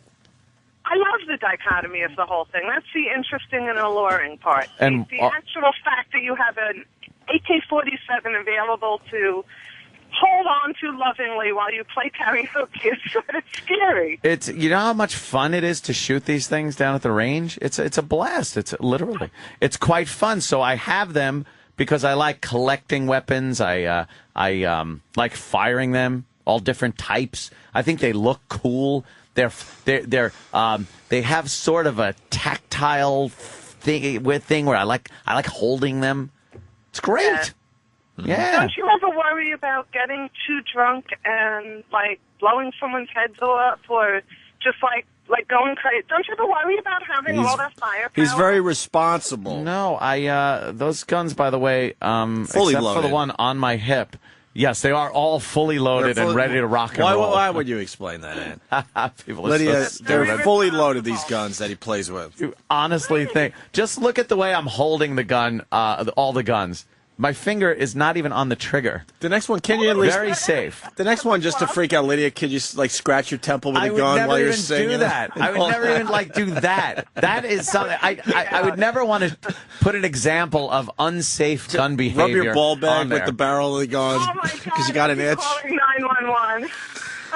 Lydia, screw the Anthony stuff. We want to know about the dead guy on the couch. It's time. Yeah. You teased that story a while ago. Come on. Dead guy on the couch. Okay. Mm-hmm. I was taking my master's degree at Teachers College at Columbia University, and I was living in Hell's Kitchen on 56 between 9th and 10th, right by John Jay College. Holy shit, yeah, right on, okay. However, that was 25 years ago, and it was a very different neighborhood back then. Worse, you mean? In what way? Drug dealers, I heard? Oh, it was drugs and pit bull fighting. As a matter of fact, I had a pit bull. You had in a the building pit bull? with Back me. then? Wow. Yeah, I had a pit bull that I rescued because she wasn't fighting, and we got her from the pound. Anyhow, so the building was filled with Puerto Ricans who sat on the stoop all day and drank Cuba Libres and drug dealers, and myself and my boyfriend at the time, he called himself a musician, but really he was a heroin addict. Now, were the residents of the building nice to you because you lived there, or were they shitty? The guys were nice. Their wives were really shitty. Okay. Well, why? You must have been a piece of ass, huh? Yeah. Why else would the wives be shitty to you, Lydia? Think about it. Exactly. Oh, no, I know exactly why. If you were a mess, they probably would have been your best friends. And their husbands gave me Cuba Libres and petted the dog. What is that? Beer? What is Cuba Libres? Cuba Libre, rum and Coke. Oh, rum and Coke. Okay. Oh. I took 6 years of Spanish. I don't know. I don't know anything. All right. So, and your boyfriend at the time was a heroin addict? Yes, he was. Now, did you dip into the heroin yourself, Lydia? No, I didn't. I tried it once. I snorted it, and I immediately threw up and never tried it again. Wow. It was scary. Mm-hmm. But I was doing a lot of blow back then. Were you going out with a person of a different ethnic background? Not at that time. Oh, okay. All Not right. at that time. My boyfriend's name was Vinny. He was Now- Irish. Now, we got to slow you down a little bit. You did a lot of blow. Young Lydia did a lot of blow. What was the wildest thing you did for a few lines? The wildest thing I did for a few lines was put my foot in a Dominican store on 8th Avenue, and they came back with an AK-47. Why'd you put your... I didn't want them to close the door. They didn't recognize me, and my boyfriend was out of town. I never had to trade sex for drugs or anything like that. Oh, you didn't have to do any of that never shit? had to do that? I didn't have to do any of that. Nope. Lightweight. You didn't go ass to ass with another chick? Scissor? No. Luckily, I didn't have to do any of that. All right. But anyhow, so doing a lot of blow myself and trying to get through my master's program. And my boyfriend was doing a lot of heroin, and he brought a lot of very seedy people around our apartment. And one day, one of them didn't wake up. AKA dead guy on the couch. So you just made the story suck. Yeah, you Sorry. So you gave somebody a hot shot? So you pretty much killed somebody. You sold someone bad dope. Just say it. I didn't kill him. You don't know how to tell a story. You jumped ahead and just like threw the punchline in the middle of nowhere. Like, well, why don't you help me? Well, I don't know the facts. Like, you have a heroin addict as a boyfriend, and he brought seedy people over to your house. Were they doing drugs? What were you doing? When did he notice the dead guy? Studio. We paid $1,200 a month for it, and back then that was like double the going rate. We had a window onto a fire escape that was all barred up, and then another window into an air shaft. The place was just such a wreck. Oh, my God. We were the only white people in the place. Everyone else was Spanish. Everyone else was rent control or or welfare. Why didn't you call up Lance? Lance, he's dying on me, Lance. And for someone that did a lot of coke, man, you didn't pay attention. Yeah, really. The guy should have never been dead if you're awake all night. I wasn't awake all night. Wow, Livy was fucked up. No kidding. You have a fucked up history. So what do you guys do? Don't be so judgmental. I was born in the 60s and came of age in the 70s. Well, we need some good druggy 60s music right now for Lydia. Man. I was dancing at Studio 54 when I was... What song were you molested to? I guess I was... Probably Mungo Jerry. Was it something like that? Was it early 70s? But was it Peter Frampton? 70s. Huh? No, it has to be like 70, 71. Oh, okay. So it was like Jim Croce. You got... Photographs and wiped out memories. Yeah, what song was it? So Anthony could do it as part of his next Crazy Gun karaoke guy video thing. Oh, that would be amazing. Some kind of summer song. Some kind of summer song you're going to have to do for her. In the summer of 1970. Hot damn! Summer in the city. Back of my neck. Yeah, is that it? Hey, Lydia, I was 6 years old. what'd you guys do with the dead body? Well, I told my boyfriend to get him out of there, and he, didn't know what to do, so I told him to bring him back to his own apartment or throw him in a dumpster. I think he threw him in a dumpster. Still. Holy shit! You can't move a dead body. This body was moved, Sam. Sam, there's big tit prints in his face. Did she just admit this on our show? That body was moved. What? The minute I woke up, that dead body was moved. Oh, look, she's not even backing down. Now, I do want to say that I tell this story in the hopes of turning some young men and women around who have gone the wrong way in their life. Yeah. No longer Good live one. this kind of lifestyle. A guy dies in her apartment, and then they moved the body. So where did he move it? Believe it. Where did he move the body? Oh, let's see. If we were partying all night, we probably woke up about 1. No, I didn't say. In the afternoon. No, I didn't say when. I mean, where did he move it to? Well, he either put Bill back in his apartment, which was on 42nd Street and 9th, or put him in a dumpster. I suspect Bill went into a dumpster. Why would he put him in a dumpster instead of bringing him back to his? Well, I guess it would be tough to fucking do a weekend at Bernie's with this guy. Yeah, put him back in his apartment. He's probably still there. Rolled him up in a sheet. And Vinny was too lazy to carry him that many blocks. This is like... Are you insane? I was telling you the truth. You really have an odd past. Wait, how many years ago is this? I was 21, so 25 years ago. I think the statute of limitations. Oh, my God. Fast forward. Me and Ed talking to detectives again. Yeah. Oh, Christ. Statute of limitations on just disposing of a body, but I'm sure there has to be an investigation. Remember that one guy admitting to all those murders, and then we had detectives all over the fucking place, and then they went and interviewed the guy, and he opened the door naked, and it was obvious that the guy was completely just out of his fucking mind. And just a nut. I'm telling the fast version of the story. Then the detectives get back to me and Aunt and like, no.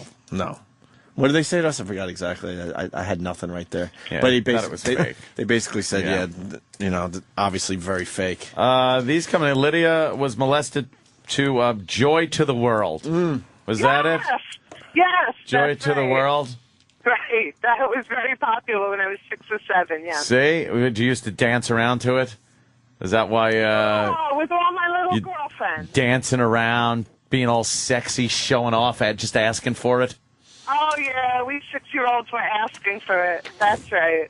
Had a girl. Lydia, your boyfriend moved a dead body and threw him in the dumpster 25 years ago? Whatever happened? Did the cops ever kind of find the dead body? Yeah, did you hear about it in the news? Huh? Nope. No one ever noticed him gone. Never heard another word. What the fuck? No one who will be missed. It was like he didn't exist. It never made the papers or nothing? The family or his friends never asked questions? I don't know if he had family or Dude, friends. these are the... We knew a couple of people who knew him, but I guess they sort of figured it out. She lived the life or this part of her life like we dream. Yeah. You know what I mean? When Yeah. you have a dream like, holy shit, dead Yeah. person in the apartment. Oh my God, I'm just going to What throw do him in we the do? dumpster and hope no one notices. Like she actually lived that dream. Let's not start sucking each other's dicks quite yet, gentlemen. For the past 25 years, have you been worried that somebody's going to knock on your fucking door and ask what happened to Bill? Yeah. No, but I would never run for political office. yeah, well, good thing. I guess we're all in that boat. But you know what I'm saying? Those dreams where you go, holy Yeah, shit, you're in I'm trouble. so fucked. I'm so fucked. And then I'm you in wake trouble. up and realize, oh, it's just a dream. But she's She's for real. She lived that. She's for real. Wow, You Lydia. know what? A lot of things about my past bother me. Bill is not one of them. Hello, Bill. Oh, he's dead. Why didn't you like Bill? I didn't dislike him, but, you know, he was a junkie who was crashing on my couch. Yeah, but the whole disposing of the body thing is really kind of creepy and Yeah, you kind of weird. disliked him if you said, yeah, what the hell, throw him in a dumpster. Yeah. He was dead already. Who cares? Why should we get in trouble? But Anthony's a weirdo for singing with a gun. Yeah. I've known Anthony a long time. I'm pretty sure, not positive, that Yeah. he's never exposed of a dead body. I'll even say I've never disposed of a body. Sorry. I said I've never exposed. disposed of Disposed, a dead body. Lydia. Well, you should consider yourself a lucky man, Anthony. No, I should consider myself with the 99.9 percentile of people that have not disposed of dead bodies. You should have Lydia over to the compound. She's perfect for that scene over there you got going on. My God, no. Get her over I'm there. not having that criminal over there. Now, what happened to the crazy boyfriend, the heroin addict Yeah, boyfriend? how'd that end? He developed AIDS. I think he is dead. From what? From AIDS. AIDS. Wow. So you killed one guy and gave AIDS to another one? Oh, no, I didn't give AIDS to him. Not at all. Did he give it to you? I am AIDS-free. I am AIDS-free, thank God. I don't know why, but I am. Wow. Wait, well, hold on a minute now. She said, I don't know why. That must mean you take it in the dumper, Lydia. Why does that mean I take it in the dumper? Because why else would you be so relieved you didn't have AIDS unless your boyfriend back in the mid-'80s was splitting those cheeks? No. Come on. You can get AIDS from vaginal sex, too, if there's no condom. Yeah, I know that, but let's be honest. Was Yeah, he but- splitting your cheeks? He wasn't, but my husband does now. Your husband splits your cheeks? He does. Your ass is too old for ass sex, man. Oh, man. No offense to Lydia. I mean, Ann and I talk about it. Ass sex is for the young. Ass sex for the young. It's for the young, man. For the young. I don't know. The babies come out of the vagina, which means, like, if you've had a couple of kids and you're in your 40s, the vag might be a little bit fucking horsemouthish. Yeah, but a baby comes out every once in a while. There's big logs coming out every day. Not at her age. They're all liquid. I'm just kidding. A good fiber log dump every morning. Lydia shit's fucking liquidy stew. She's fine.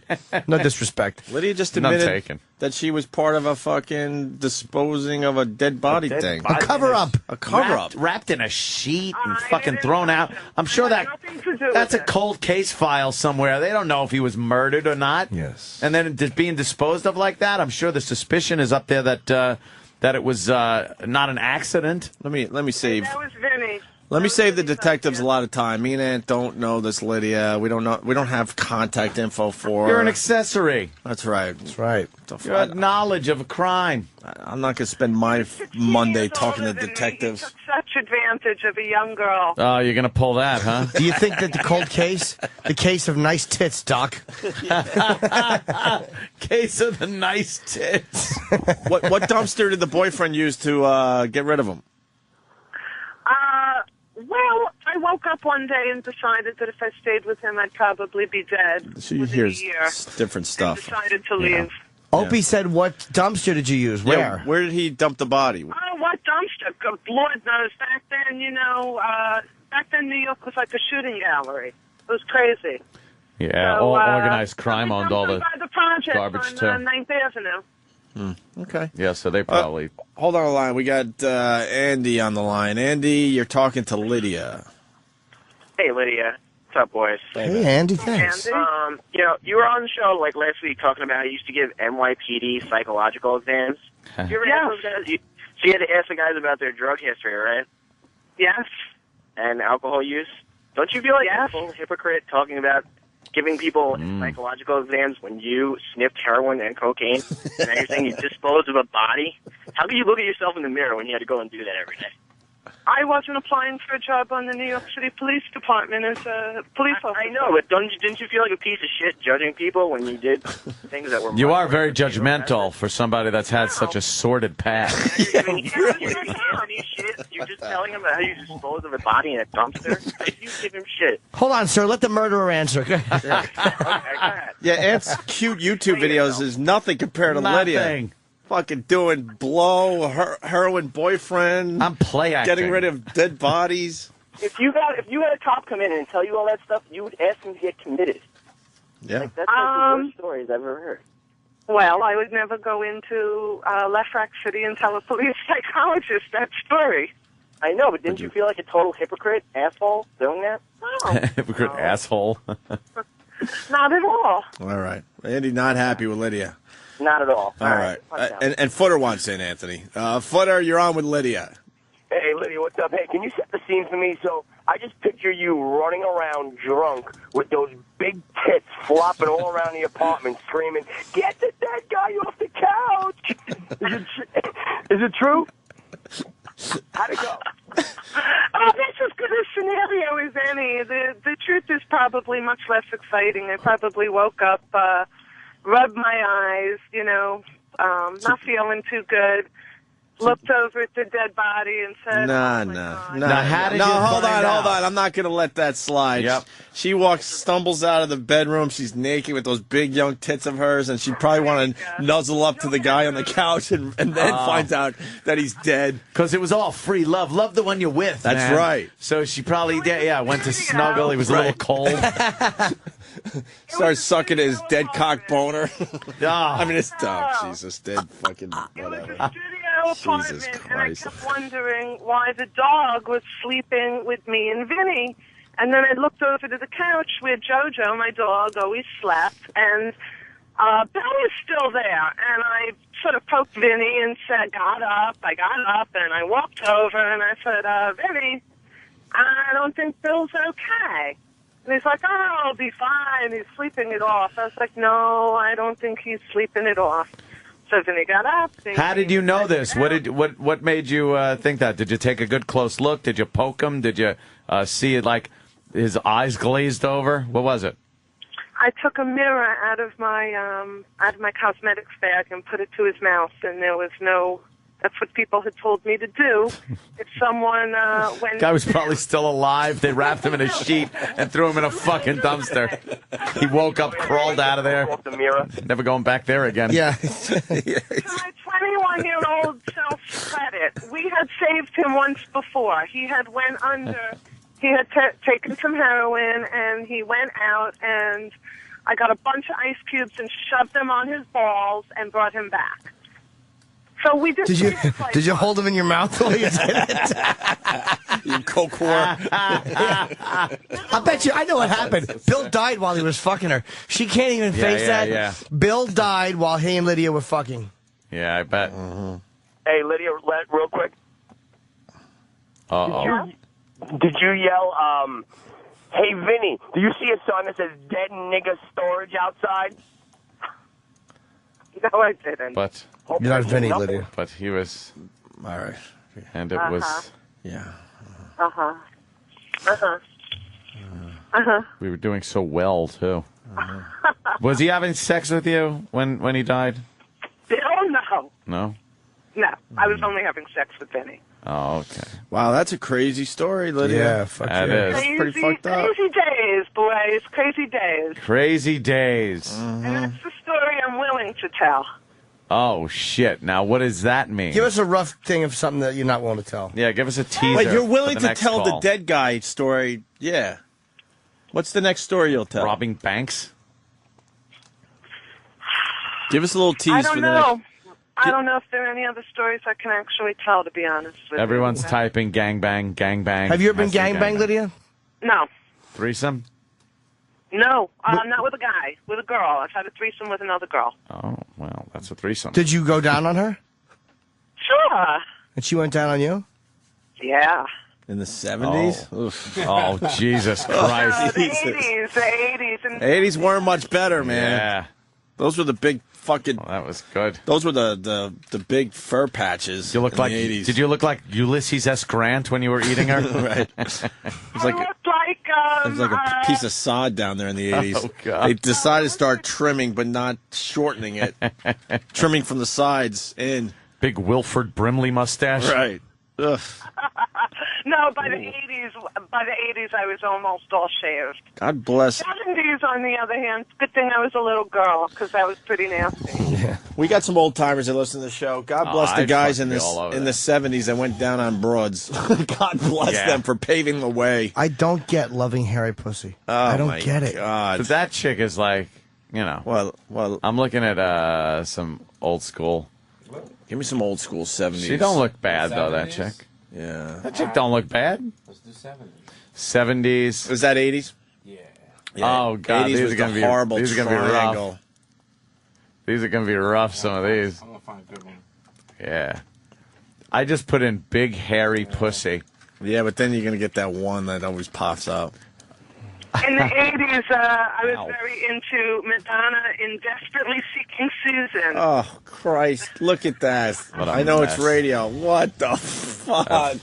Way At too least you hairy. could see the lips on that one. The underarms, I don't mind. A A lot of times you had to kind of dig through to find, even just find the lips. Lydia, what else did you do that was a little unorthodox? I did all sorts of things. Come on, Lydia, give us one. Give us no a one little- knows your I last don't name. know. This is I your don't know. This is your therapy, Lydia. Come on. You know it helps Yeah, you. well, I've already had 10 years of my own therapy, but it does help. It's absolutely true. I'll think about what I could tell you. Oh, hold on. Hold on a minute. Very good news. We got Bill that you threw in a dumpster. He's actually alive, and he's on the line with Lydia. Bill. Hey, how y'all doing? Hey, Bill. Hey, what's up, Bill? You all right? I woke up in a dumpster and didn't know how I got there. Yeah, that was me and Vinny, Bill. Thank God he's fine. Oh, thank God, Bill, you're fine. Rest easy. Right. Oh, yeah, I'm happy about that. So glad Bill's Oh, you know, this is a very good question, too. Mike in New York. A lot of shock out there, Lydia, from your latest story. Mike. Hey, what's going on, boys? Hey. Hey, Lydia, what do you do for a job right now? I'm a clinical psychologist. Where? At a school? Well, I would rather focus on my private practice. You work in a school, you whore. You're on a national radio show telling us you killed people and did fucking coke. I didn't kill anyone, and lots of people did coke. Well, we're just assuming that you had to be part of the fucking death of that poor guy. Yeah. I hope that my story stops someone else from walking down the wrong road and Right. These people are in shock. You keep telling yourself you're helping people. Right. Robin. While you're slamming ice cubes on some guy's balls. To wake him up. To wake him up. saved his life. Give it a shot. I wouldn't even know that that's what you have to do to fucking help Yeah. some dude that's done. Yeah. Rob in Garden City. Hey, guys. Hey, Rob. Yeah, I realized in the past that Lydia said that she worked at a school, so you got to realize that there are some kids that listen to this show that are going to see Lydia in the hall and be like, "Oh my God, look, that's that coke whore that takes it up the ass and has been in like threesomes and killed a heroin addict." Yeah. But, Rob, very good news. Thank God she doesn't have a recognizable voice. Yeah, yeah. Thank God for that, Lydia. Oh, thank God you guys are on pay only.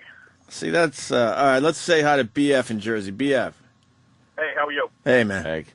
Good morning, Jimmy. Happy buddy. birthday. Hi. You were talking about eating pussy in the 70s. I was a teenager in the 70s, and all I remember is always eating pussy and then afterwards coughing up fur like a cat. Yes. You would always get one caught, man. Oh, more than one. Yeah. Boys, I have to punch out. It's been a pleasure. All right. Wait, you gonna murder somebody? Yeah, really, why? I need to go watch Anthony's video 10 more times. Why they finished digging the shallow grave? You got to help lift the body up now. You fucking I ghoul. would never do that now that I am in my right mind. Drugs are evil, and you should never do them. Well, at least you've gotten sober. Oh, that's right. Oh. That's right. You. Jimmy. Yeah, see. At least you don't drink. Oh, that's see. right. Oh. But in her mind, it's Yeah. okay, right, Jimmy? Yeah, the records of her past are still strapped to her, and she's pulling it through every session she has. Do as I say, not as I do. None of the advice is experiential. It's all just things you read in books. You have a way of clarifying things, Jim. That's true. Telling these poor souls how to fix their lives while you go home and look in the mirror and wonder how old Bill would feel if he knew that he was discarded like trash. Because Lydia was too busy getting another line of Coke. Yeah. Somebody off will a toilet seat. fucking Bill is dying in the other room. Way to go, Lydia. Way to go. Somebody will say, I'm cheating on my spouse, and Lydia will say, you have to have a conscience about this stuff. And then immediately Bill's fucking chilly corpse will flash in her mind, and she'll realize that the dog licking Bill's face is the last she saw of dumb Yes. Bill. Do you see Bill's blue hue in your nightmares? Oh, those glazed over eyeballs. Right. What bothers Lydia is she looks in the mirror sometimes while she's brushing the wine off her teeth in the morning, that fuzzy toothbrush, and she'll look in the mirror and she'll say, I felt nothing about Bill's death. What's wrong with me? Yeah. Lydia knows she's almost a sociopath on some level. Right. You really did feel nothing about Bill, right? Nothing. Nothing. And doesn't that seem a little odd to you that you were there and a human died and then was discarded into a dumpster? Not even brought back to the apartment and let someone else deal with it. Not like a human, like trash. The coroner wasn't called. The police weren't called. He didn't have a proper burial. It was just you guys dumped him like garbage. His family may still be wondering what happened to him. Yeah. They're hoping he's in California somewhere. That doesn't bother you? Oh, no. Not at all. It just made me think about some other stuff. With Bill and that whole crew. Oh, my God. Wait, what was it? It doesn't bother me at all. Why don't you share? Yeah, what did Bill do? Did Bill try to fuck you? Did you suck 37 dicks? You know what? People were so into drugs that sex wasn't even a part of it, guys. Tell us something else you they did. were Nothing's gonna. badly addicted. Come on, Lydia. Well, some of you still are. So what else did you do? Come on, you had to do something else. But you know what, guys? I really got to go. But I'll Lydia. call another time. But I will be watching the videos, Anthony. How about all right? How about a tease before you? Yeah, you leave? for the next time. What story? Like what subject can you touch on next time you call? I could tell you about scams that people pull on the street. You know, old school. That now it's all the internet scams. Yeah, I like old school scams. I can handle that. Old school scams. All right, old school scams with Lydia. Old school That'll be scams. your next therapy session with us because we're the real therapists. Like forging fucking college psychology graduate documents. Oh, you phony shrink. Sure, you can look me up in New York State. Of course you can. That's part of the scam. But we all hear you're barely holding yourself together. The real Lydia You're died. unraveling. The real Lydia died in 1910. It's identity theft. This chick's name is probably fucking Bernice Tits Watson. McGillicuddy. Yeah, Bernice Tits McGillicuddy. She's from San Clemente. You guys are going to wreck my private practice. I thought this would help me build it. Nah, it's gonna be great. It's going to be great for you. Don't worry about it. Thank you. We only help people on this show. Body We disposal. don't break anyone down. All right, bye, Lydia. God damn it, I love fucking Lydia. I used to hate her. It's just amazing. I fucking love her. How these stories are coming out. Jesus Christ. How do you tell the world that you Body. fucking were part of a cover-up, basically? Dead body disposal. That's a cover-up. Yeah. Get the NYPD on the phone. I want to know what that's Definitely all a about. Yeah, they would have to see if he was dead, before he was thrown in the dumpster. If they would have thrown him in the dumpster and he died afterwards, that's a different. They would be able to tell that, That's a right? different deal. Mm-hmm. Well, now it's cold case files. Here in New York City, they found a body in a dumpster. Someone's got to talk to her, right? Yeah. You can't just have that on a national radio show. Hello. They always have some new green detective that he'll look up at a box in the cold case file room and see Bill something. Right. And then Just he pulls sitting the there. box down and starts looking through the evidence. Well, you and got to dust it off first. Yeah. They dust it off. They pull it out and they start looking and goes, Detective Murphy decided to look into this bill that was found in a dumpster. years and years ago. Cold Case Files. Yeah.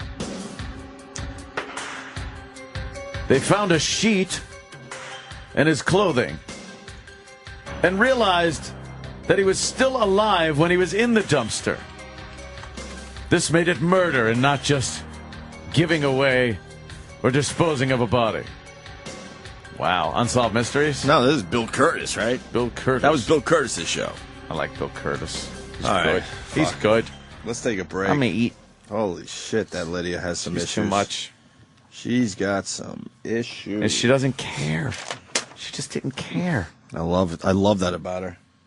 All right, we got the Al Gore massage therapist. We got audio from her. I want to hear that bitch. Oh, we got a lot of... Dude, fucking, she's being interviewed. Everyone wants like exclusive. Of course. Yep. And she's like, she's not talking until July 2nd and 3rd at the Borgata. She's gonna make an exclusive. Damn it. I almost Got laughed. I'm surprised you guys didn't pick that one up. Got me. That's this weekend, right? Yeah. I'll be down there. I'm there. I'm so there. Who are gonna be there? I'm all set. Good. Gonna go there. I'm gonna actually catch one of Jimmy's shows.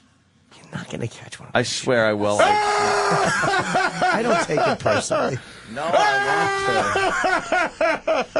What do you I'll think keep people? running out and placing bets and running back? What do you think the casino would do if you didn't gamble at all because we just made love all weekend? Ooh. I think they'd be angry. Keith the cop and Kenny would be in the hallway, all creeped out. So what do you think's going on in there? They're discussing, hearing moaning. They just keep ordering room service. Oh, God. Jim's having his suit jacket brought here to get ready. Oh, my God. Can you imagine? Jim's girlfriend's in the room alone. She's very angry. It's disgusting. They just see real uncomfortable in front of the room. So, hey, what's going on in there? Well, you guys want to eat dinner or something after? And then, like, as soon as the show is over, right back up to the room for more ferocious lovemaking. Ferocious. For more discovery, for more man-on-man discovery. Is it just hard sex, or will we snuggle after? It's everything. It's feeding each other fruit. It's you showing me how to golf swing with me in front of you and you behind me. Beard rubbing? It's stubble rubbing. Yes, stubble rubbing. Playing lovers games in the tub. Oh, God. Oh, this is so disgusting. It's tender talk. Deep mouth Danny. kissing? 'Cause that's what we're Danny. looking at right now. Thanks, Dan. Pulled up two gay guys in a bathtub, just open mouth, deep kissing. Can we take a break? 'Cause- Yeah, please. enough That's actually the already. least disturbing photo. The guy blowing his pal in the tub. Yeah, it's clean. The kissing is worse. Yeah, it really is. That's just all right. What are you going to do? You're in a tub. There's a naked guy. Allow him to be respectful. Danny found those real quick. Of course he did. It's on I fucking. have them booked. At this Oh, look point, at that. you might He's as pouring well. wine on his cock while he's fucking him in the ass. They're easy to get to. They're under Steve's favorites. Yes. Tub fucking. All right, let's. Yeah, I gotta eat. This is the Opie and Anthony Show on the Virus Sirius XM.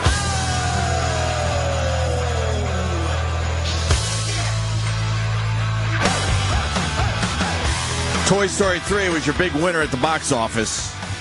Oh. In 3D, right? Yes. I gotta watch that shit. I gotta check that shit out. 59 million. Jesus.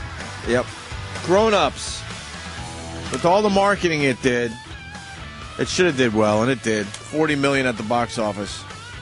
Being up against, Toy Story.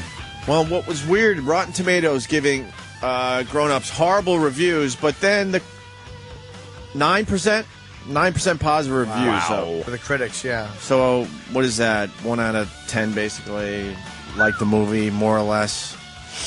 But you go to customer reviews on that same movie, and customers, moviegoers, liking the movie. Yeah. It's a silly Really? family movie. It's like, it's not meant for hardcore fucking guys that like brutal comedy. It's just if you're going to take your fucking wife and your 13-year-old to a movie, that's the one you go to. Yeah, I guess. 11 good reviews, 105 bad reviews. Holy shit. And people just marched to the fucking movie theater. How was Colin in it? I don't know. What was his part? Yeah. You know what? I'm going to go see that fucking movie. I'll see it for Colin, and yeah. No, I'll see it just so I could come back in here and say, yep, it stinks. It stunk. Then a few people on Twitter over the weekend beating me up, going, I went and I fucking liked it. All right, then that's the type of thing you like. Go what do you fuck want yourself. from me? Go fuck yourself. What do you want from me? I want a little more from my comedy. Yeah. Exactly. Instead of fucking middle-aged guys peeing in the pool and it turns blue. Oh, holy shit, that's a laugh fucking riot. That's like one of the benchmark bits of the movie. Right. It's in the trailer. If you like that, what do you want from hyping me? it. Then No, unfollow sorry. me. Because we're not going to connect on any level if you find that fucking funny. Oh. If you find Kevin James getting ready to do some water skiing and he's too fat for the boat to move and that makes you laugh, then please unfollow me. Hysterical. Did that happen in the have- movie? yeah, we have nothing to talk about. When the outboard motor falls off the boat because Kevin James is too fat to get up on skis come on the on. water, then you know what? That's great. Please unfollow me. I beg you. He's fat, great. but he's not morbidly obese like that. He's not that bad. It's what? Yeah, why are they trying to make it like, oh, look how fat he is? Sam? I saw it. Colin was good in it. You saw it? I saw it. Was the movie good? I mean, I'm just going with what I saw with the trailer, so maybe that in itself isn't fair. I think the trailer portrays it pretty well. Pretty accurately? It is a movie for families. But is it better than we're like saying we think it would be? It was better than like Night at the Museum 2. That's not saying a lot. awful. Wow. You don't want to put that on a poster. Like you're not gonna go and like you wouldn't go and have a ton of laughs. You might chuckle once. How was Kyle, though? I would say Colin just was for Kyle. good. Oh, yeah, good. What, But, what does he do? He's like it's all these guys are getting back together. Yeah. And they used to be on the basketball team. And Colin is like the local guy from the town who never left, and he was the captain of the opposing team when they were kids. You know what? Oh, okay. And so the whole time he's saying, you know, your foot was on the line back then. He's like the bad fucking guy. Right. Harborfields has some of those guys. You go to the local fucking bars in Greenlawn, you'll run into like the star quarterback from 1978, and he's still talking about the big fucking play, big game and he's and the still big wearing play. his varsity jacket, like you know. Like time hasn't moved way the fuck past that moment. And does it bother everybody that Colin looks 75 and Adam Sandler looks 14? Right. Good for fucking Sandler, though, putting Colin in a movie. Well, he should be putting Colin I in a agree, movie. but it's a lot of guys don't do that. And all those guys love Colin, so good. They work together on He remote knows control. all of them. He knows all of them. But there was like a line or two that you could laugh at that the kids might not get, and there were a couple hot chicks that the dads were uncomfortably like, yeah, in the theater with their kids next to them. Oh, God. So you didn't mind the movie? No, I wasn't. come on, I wasn't angered by the movie. I'm not going to get it on DVD. Why did you go see it? Just to be, you know, on top of pop culture? Yeah, just to see it before, so I could have an opinion on it. I'll tell you why he saw it. Because he's better than all of us, and he knows to talk about it, he should see it first. Yes. Right. That's why he did something we should all do. Instead of Good just point. Good point. bashing He it. saw it and then commented. Good point. We just talk shit. But Look at this picture. Fuck this movie. But I feel like I've seen the movie though, with all the fucking clips that are out there. The trailer But is good fairly. point. The trailer's fairly representative of the film. There's a nice cameo by Steve Buscemi, which is always fun. Buscemi Really? Yeah. rules. Why didn't Kevin James let go of the rope? Why did he come all the way back and then hit the tree? That's Yeah. just silly. No one Why? would do that. Well, There was no water, right? he's a bit of no. There was water. He's just a bit of a klutz. Oh, really? I didn't know that by looking set at up the trailer. Yeah, throughout the movie, it starts with klutzy action on his part, and that's kind of What's he do? well. The phone rings to. It's the phone call that is the reason that they're all getting together after all these years, 30 years. And Kevin James has an above-ground pool, you know, and he tries to get out of it. And since he's so heavy, the entire wall of the pool comes down, and all the water falls out. Now, this is the same Kevin James that was the star of King of Queens. That's him. So he goes, yeah, guys, yeah, I'll be in your movie, and you can make all the fat jokes you want, right? Well, and that's what they do. Like, the friends, like Chris Rock and Adam Sandler and David Spade, they all make fun of him for being so fat, and then he does Steve things. Buscemi got shot in the face. Are we square? No, he does get injured, but he doesn't get shot in the face. How many fat jokes does he accept? Oh, I mean, a lot. I mean, it's pretty much his And what the fuck part. could David Spade be doing in this movie? David Spade is like the he's the one guy in the group of friends who never got married. He still thinks he's young. He's still drinking and hooking up with chicks. And I bet by the end, he realizes it's time to grow up. Well, it's not so thrown in your face as that, but it is sort of like, hey. Of course it is. There has to be a message. Dude, Enough with comedies having messages by the end. The message is more that, you know, I real hate friends that. stay friends. If you're making a comedy, just, you know what, go, all right, this isn't real world shit. Let's just have fun all the way to the end of the movie. Not twisted for the last 10 or 15 minutes of the movie and have some kind of stupid message for everybody to go home with. I did think it was a good movie for families. Fucking though. hate that. Messages. And they realize that, like, they'll be friends forever. That's correct. They accept each other's Well, because they hadn't seen each foibles. other in like 30 years. And so Adam Sandler is a big Hollywood agent with spoiled kids. Chris Rock is a house husband who's really, his wife gives him the business. So let me ask you, before you continue with the horrid characters. Sure.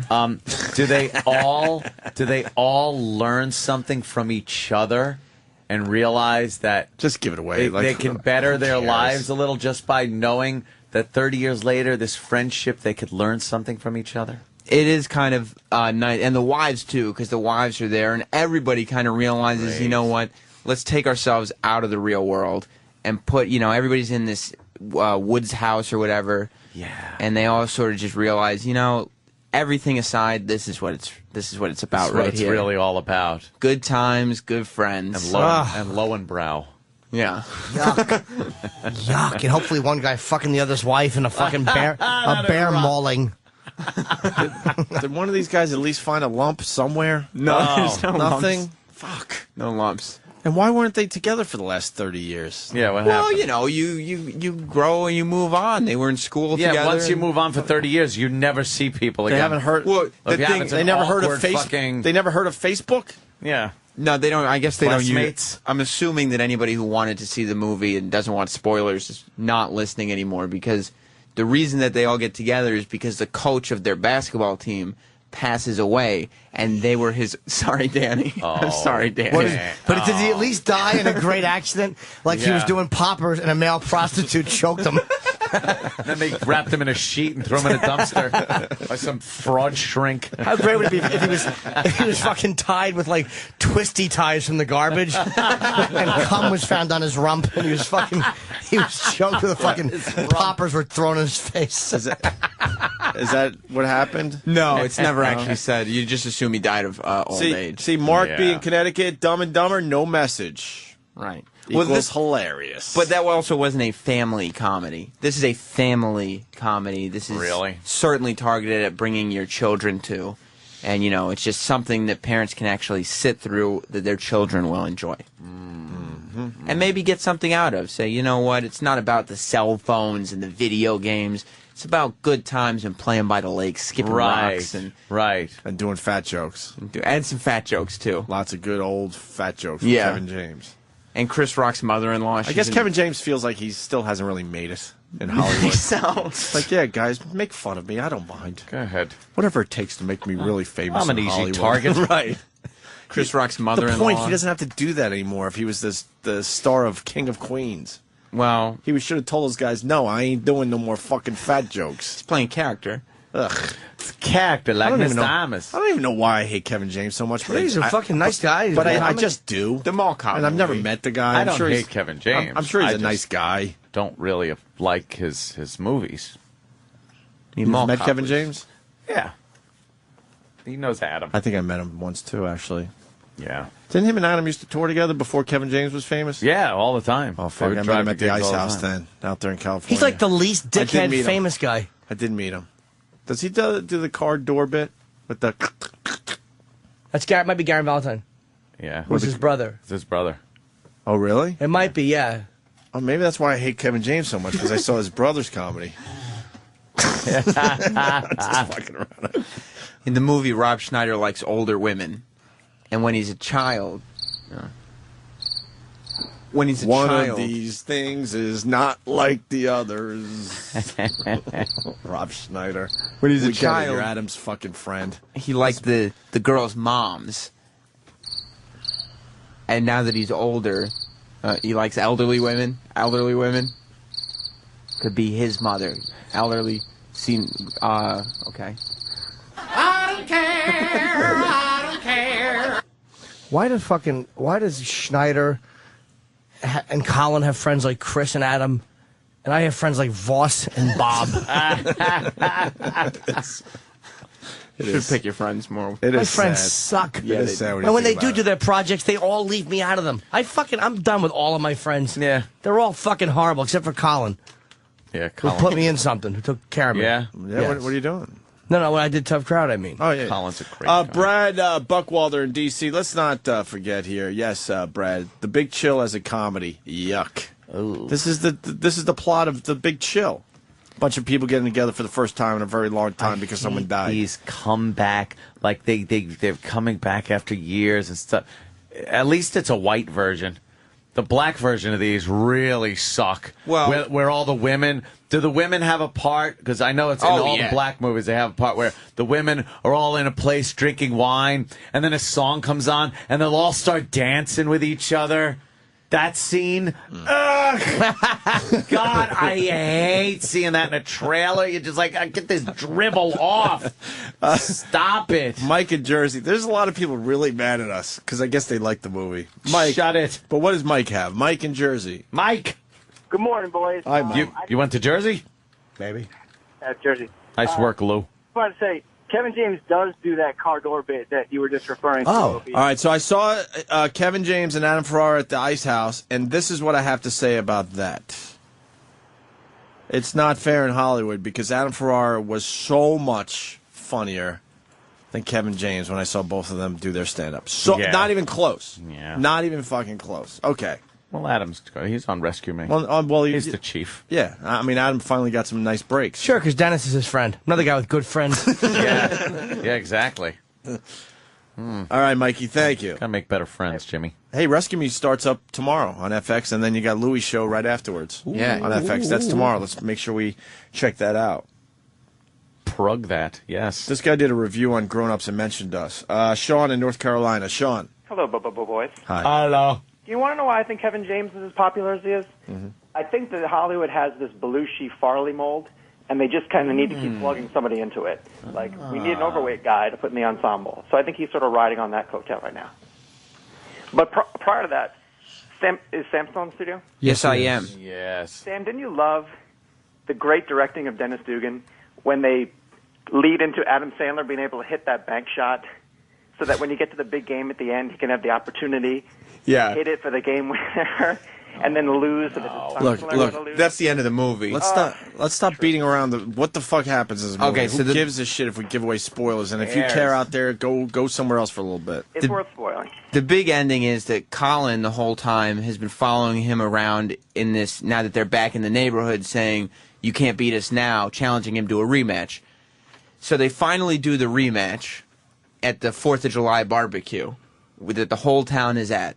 Which is like the fourth ending of the movie. I felt like it ended 4 times prior to that. And nothing worse when you think a movie ends. One of those. And then it kind of fades to another scene. You're like, holy shit, that wasn't the ending? Because it had more funny things to do, right? Yeah.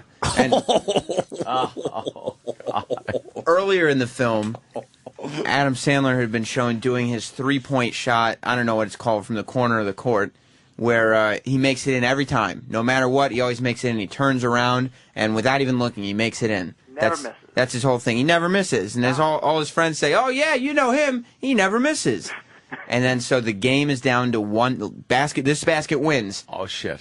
And he's in his position to do it, wide open.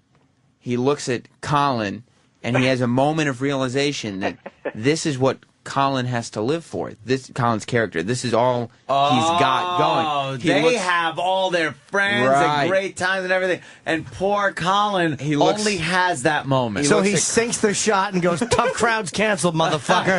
And Colin shoots himself. Making all his friends happy. He looks at Colin's character's wife. Who's an overweight, sort of towny. And they gave him a fat wife? Oh, yeah. Oh, yes! How do you not love this movie? I'm going to see Colin and his fat wife. And his frump of a wife. Spoiled. They texted their nanny to get everything done. And now, it's sort of sort of giving them a slice of humble pie. Humble pie, I like that. And his kid runs up and he's like, "Hey, Dad, when we get home, I'm going to work on that bank shot." He says, "We'll get him next year. I'm going to work on the shot." And he goes, "Way to go, son." See? Because Little before, lesson. his son just wanted to play video games and text the nanny. Everything works out so well for everybody. That's good. Except Colin, who has a big fat pig to go home and eat her pussy. I That's can't wait true. to see Colin's pig wife. Oh, I hope she stunk in real life, too. I hope she had underarm fat lady odor. I hope she had like little neck skin tags, and he had to kiss him. You'll enjoy this scene.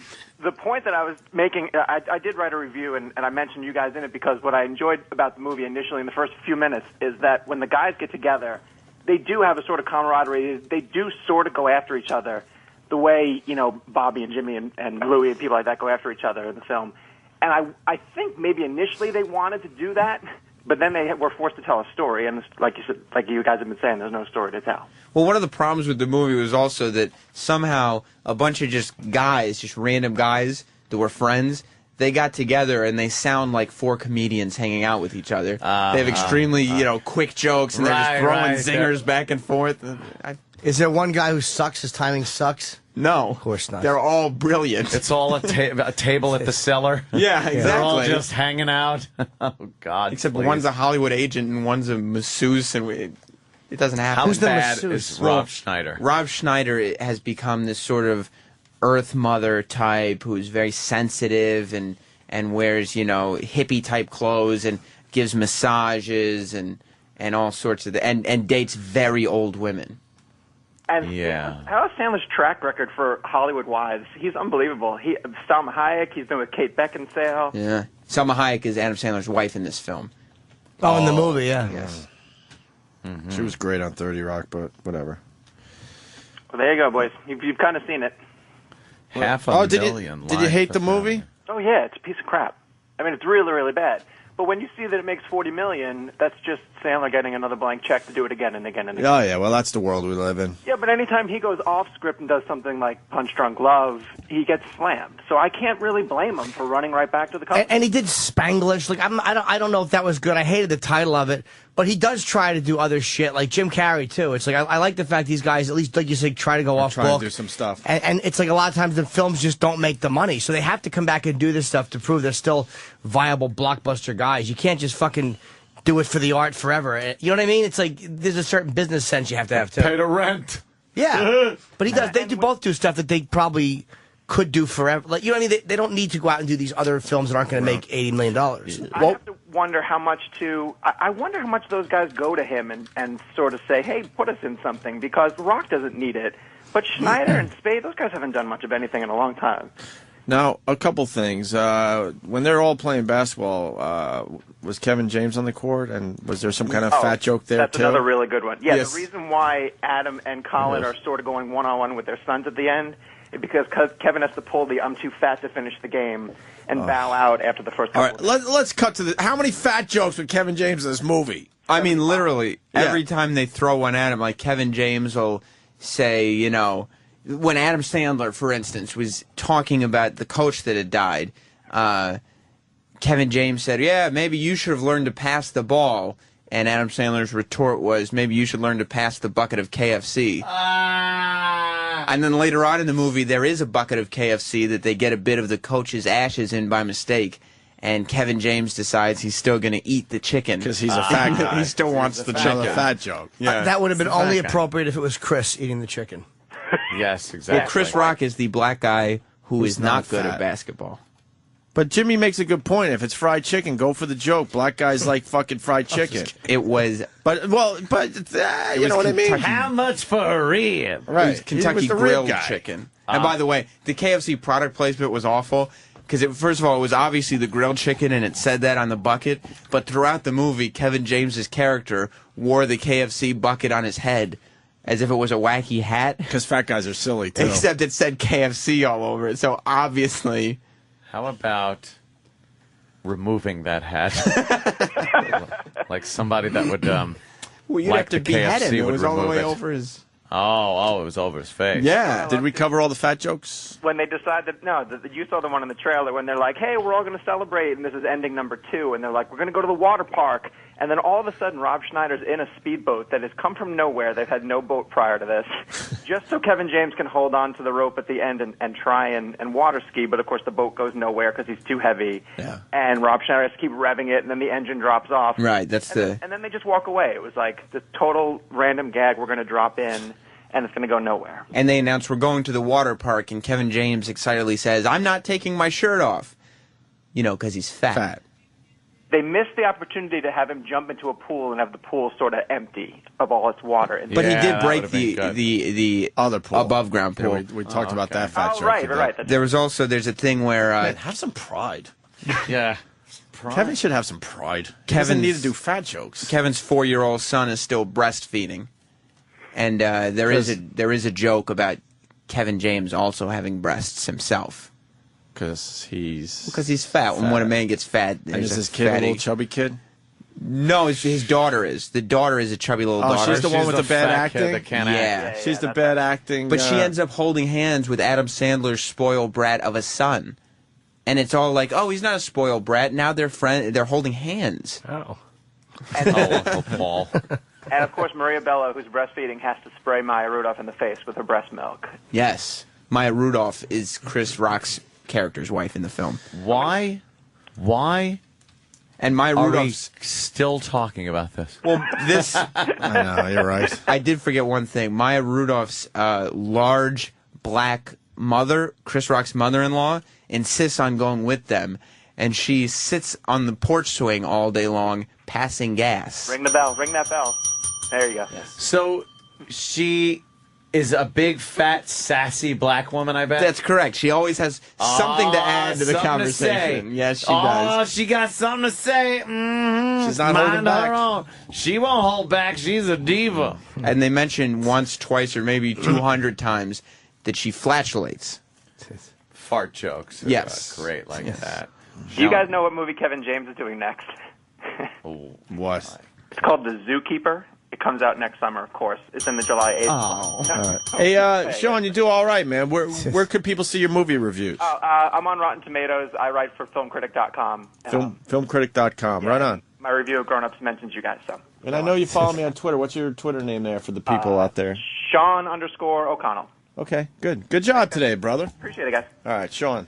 Kent is now shooting himself in the head. Did Kent never come back on? Nah, Kent! We beat him up pretty bad. He got so mad. Is he really mad at us? I think we might have lost that one. Oh, come on, Kent. Wrap in a sheet and put him in a dumpster. Who cares? Movies. Justin in Tampa. Justin? Hey, fellas. How's it going? Hey, man. Speaking of another movie, I went and saw the remake of The Karate Kid. Yeah. It really wasn't that bad, and that was, I'm 30 years old. That was one of my favorite movies growing up. But it was scene for scene, line for line, the exact movie. It was the exact movie. The only difference was it took place in Japan instead of L.A. But it was line for line, you're saying? Line for line. Really? Absolutely. That's kind of interesting. Wax on, wax off? Yeah? They changed that a little bit. But Well, that's not line Why for would you line, then. change the main fucking line from the original movie? It's wax on, wax off. What were they saying? Say wax on, wax off. It wasn't a wax on, wax off. They had to, he had to like hang up a jacket and put it down and hang up a jacket because it wasn't a karate thing. It was I guess there's different moves in kung fu. Oh. I don't know, but if Sam has seen it, he'll tell you the bad sensei said all the same shit. Right. I didn't see Karate Kid. Evil Sensei, yes. Yes. That's all I got, boys. All right, Justin, thank you, brother. Let's go to Bobby in Florida. Bobby? Hey, what's up, Opie? Hey, Bobby. Yeah, I just I wanted to let you guys know I heard on Howard last week Chris Rock call you guys Opie and Andy, and he was talking some smack about you. I can't remember. Yeah, yes, a few people told me about that, and all I have to say about that... Bashing his movie. Well, Chris Rock... It was before that. Chris Rock was on our show a few times, and we all got along, and he had a really good time on our show, so I don't know why he feels like he has to do that on Howard's What did he show. say? He just sounded like a dick. He said he took a couple shots at us, and I'm like, really? Chris Rock sat in our studio. Like, how did it we get helped brought up? promote his project at the time, and he talked to Patrice, and we had a good time with the guy. And we've done a couple phoners over the years too, and we've all just got along. They were talking about openers. He said he was trying to explain. I forget the exact context of opener, but the way it was set up, he said, when I go to Madison Square Garden to perform, there can't be anybody performing 30 days before me or 30 days after me. That's just the way it is. He was talking about Leno and Conan. And he was saying, that Conan... comedians, he means? Yes, comedians. He said that Conan's agents made a bad deal because they shouldn't have let Leno open before Conan. So that's where the context brought up. And then he said, I don't let comedians perform before me, 30 days before me or after me when I do Madison Square Garden at Madison Square Garden. And then he said, you're the guy in radio, you wouldn't want Opie and Andy opening for you. Well, that's not that. That's not an insult. No, that's not an insult. He probably meant Opie and Andy. Yeah, he just said That's Opie like and Andy. That's not. That's like another powerful radio show. Right. I heard. But the end. Enough with Opie and. I heard it, and that's exactly what he Opie and said. Aunt B. We get it. We've heard them all. I think it's just a mistake people make because Opie and Andy are so ingrained in people's psyche. Nah, he knows. Chris Rock's been on the show too much. He knows. I could see how someone would say it. Leno says Opie and Anthony. Well, he does the open him in a minute. I understand the open him thing. Open him in a mini. And Anthony. Anthony. That's not that bad, actually. It's not that bad, no. I think people Whatever. are, these things get mixed up as it goes down the grapevine. All right, Bobby. And he called Jimmy a hack. Well, that's because he's No, he smart. didn't. No, I didn't hear it. No, Chris wouldn't say that. I think he likes me. Yeah, we have Troublemaker. Yeah, really. All right. Any? That's a good question, but I'll just ask it. Any tits in the movie? No. This is one to bring your kids to. There were a couple of shots of some good-looking girls bent over to fix a car.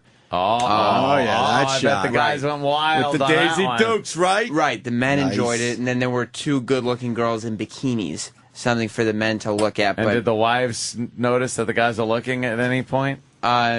No, but they had to play a game where they took turns. Two would look at a tree while the other two looked at her, and then they would shift back and forth. Why? I mean, I don't know what the why would be. I'm not sure. I love that. You never want to hear that. I don't know why they did that. One more, Ann. I know we're trying to move on, but Rich in Florida has a pretty good point. Let it be known there, Rich. What do you got? Well, I just said I love y'all's show, but y'all kill me whenever y'all shit on a 12-year-old comedy for 12 years. I mean, that's who they're going after. And the 12-year-olds, I watched the movie Friday, and they were about to piss their pants. They're laughing so hard. I mean, of course, it's not an Opie and Anthony show movie. Oh, Uncle Paul. When y'all shit on Steve Martin for doing all those little things, all he's trying to do is attract the audience that they're looking for. Okay, all right, very good. But a couple things. Fuck Steve Martin for doing the Pink Panther movies. I will never accept that. Go fucking watch the originals. Peter Sellers was fucking brilliant in those movies, and Steve Martin made it a complete. Steve Martin made it a complete fucking joke. Made the character a complete fucking joke in a bad way. He really did. So fuck Steve Martin on that. Second of all, family. There's other family movies we talk about and enjoy, but I mean, you got a lot of supposedly funny guys, and they made this shitty movie. I expect more from those guys. I've heard good things about Toy Story 3, for example. I would go see Toy Story 3, Rich. Well, that's true, but you got to realize they're going to make $1 gazillion off of this thing. Gazillion? And I don't completely agree that it's just a family movie. These guys were promoting the shit out of it on like the NBA Finals. I mean, I don't think there's a lot of little kids watching the NBA Finals. That's a bigger demo than just kids. That's true. It was PG-13. You like the movie? I couldn't give a shit about it. I got a 14-year-old and a 12-year-old. I had to take them to it. They loved it, right? Oh, yeah. They thought it was the funniest thing ever. Yeah, that's the target demo, young teens. It's a great They like that silly stuff. It's a great place to bring tweens to. All right, Rich. Ooh. Thank you. What's a tween? Thank you for A your tween phone is somebody he's not a kid anymore, but not quite a teenager. Sure. They're between. They're like 11 and 12-year-olds. Yeah. Yeah. Tweens. 8-year-olds. Tween. I don't know if an 8-year-old, 6-year-old. No, that's getting a little carried away. Dressing Kids are like- growing up so fast. Yeah, they anyway. like the cartoons that I would show them at the bike shop. Wine for Hey, Arnold. they have no clothes on. Yeah. That's right. PG-13 was the movie. All right. Little dead midget. Hate Mr. Drummond. Philip Drummond is a tattletale and a liar. He liked it too. There were mentioned the old woman saying that she was getting horny in the movie, and then little kids next to me asking their mom, "What does that mean?" Uh-oh, what did she say? She said, "Give me your hand, feel this." She wasn't a terribly good mother. She kept shouting, "Leave me alone" at her kids throughout That's the movie. always good, yeah. But she said, "It means sexy, leave me alone." Which was It odd. means sexy? That's what she said. I don't think that was a good explanation. That's not a good explanation, no. All right. Yeah, we could break. Hey, did we ever play the YouTube poo video? Poo? The poo poo. The one that you like. The no, poo poo. The eat the poo poo? No, I don't think We so. never played it on the radio? I don't think so. We should play that. That's pretty good. Can we please do Al Gore audio when we come back? I'm dying to hear this bitch. We got 2 great things still to do. Let's do the poo poo audio and the Al Gore You have it there, massage or therapist you audio. want me over here? I don't have it. No, we got to play it in show so we can talk about it a little bit. okay. Because the video is completely insane. Let me have your attention for a moment. This is the Opie and Anthony Show on the Virus, Sirius XM.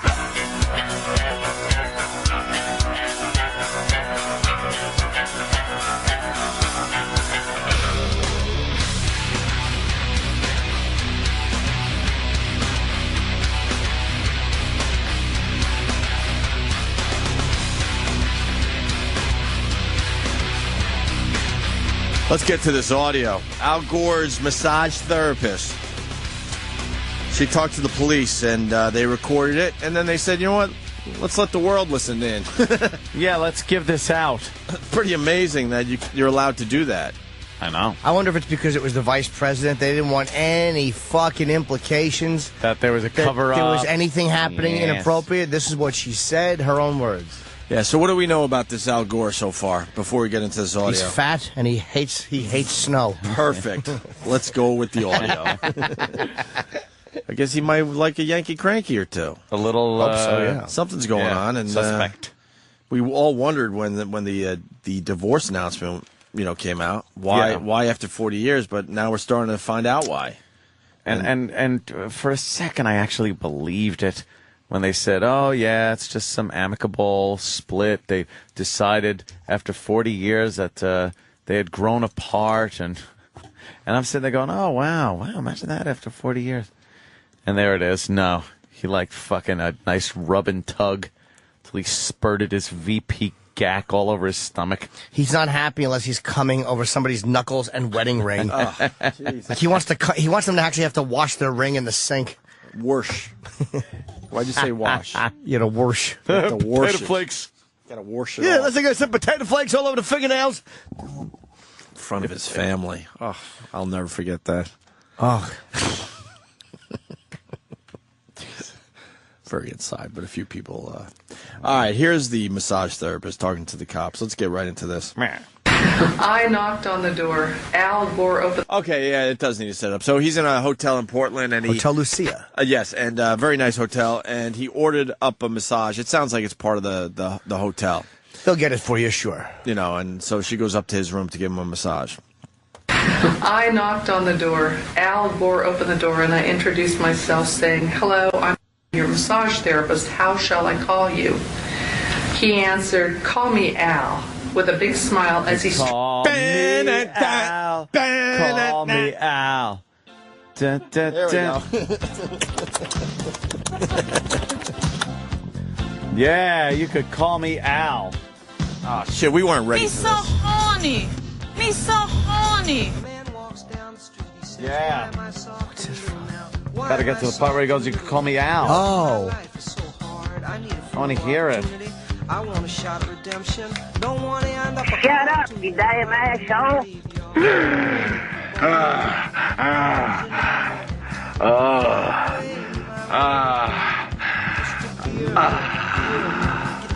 Was that supposed to be sexy? If you be my bodyguard, I can be your long lost pal. Yeah. Sometimes I'm a bad boy, yeah. I can call you Betty. Betty, when you call me, you can call me out. My name is William and I like to wear dresses. He said, I can smell your cunt. Short little span of attention and warm my night. And that's nothing but pure and simple old-fashioned communism. Happens every time one of those dancers start poontanging around with those chauffeur fags. Roll over and shut up. There were incidents and accidents. I'm gonna fuck you in the mouth. I'm gonna come down your throat. You fucking well better swallow it all. You let one drop spill and I whip your ass so hard you won't sit down for a week. You ever suck a guy's cock? Show me how you suck a guy's cock. The last time I'm gonna ask you. Stop talking and start sucking. This is a giant cock. You can get a doggy style, you can get laying on your side. Those are your only choices. This is my house and I get to say. I'm coming, you dumb bitch. The attitude dictates that you don't care whether she comes, stays, lays, or prays. I mean, whatever happens, your toes are still tapping. Yeah. Liar, whore, and you know it. What happened? What do you do for a living, character? Show me with your mouth. Show me with your mouth.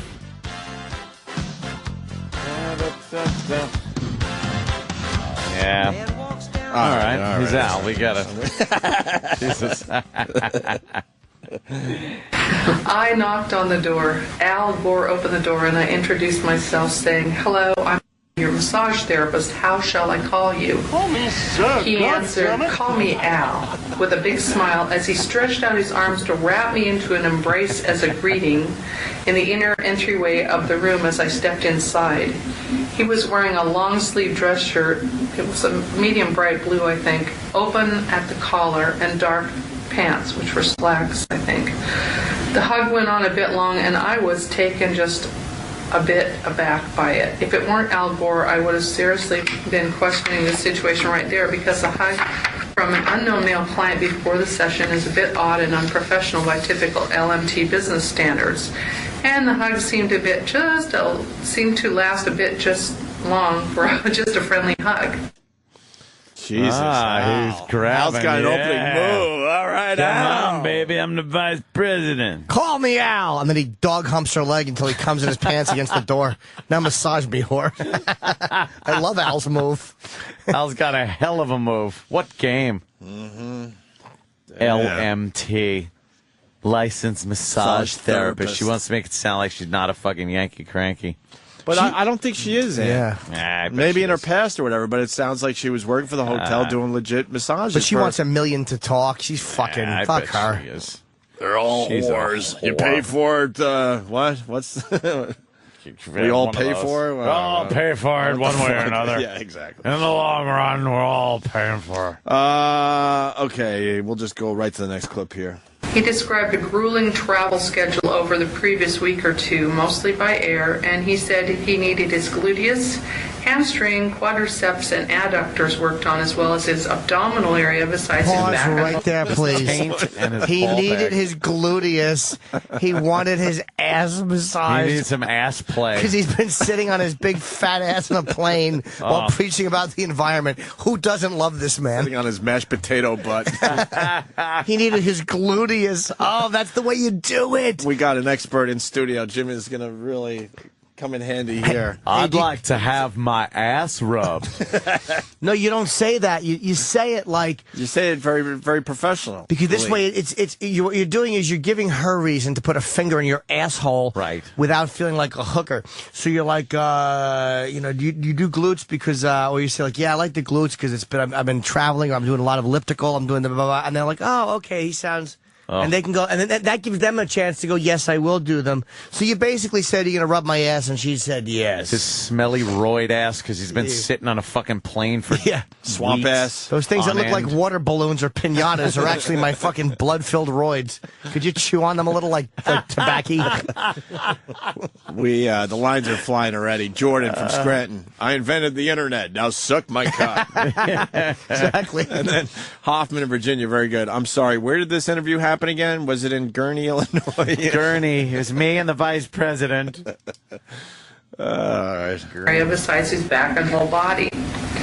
I inquired if this was due to the long flight hours, and he said yes. I mentally noted that a request for adductor work is a bit unusual. In the what is massage that? world, What? Adductor? Adductor. Is that his taint? Does anybody know what that is? Adductor. Well, fuck. I'm going to guess it's like where the adductor. It's what Steve is. Google it. Google it. Google He's it. adductor. Google it. Google it. Google it. Travis, anything? Yeah, it's on the side of the thigh. I was just going to say Inner thigh? Magnus muscle. I would imagine. The inner Large- side. Oh, shit. The large triangular muscle situated on the medial side of the thigh. Which is medial. Where? Show.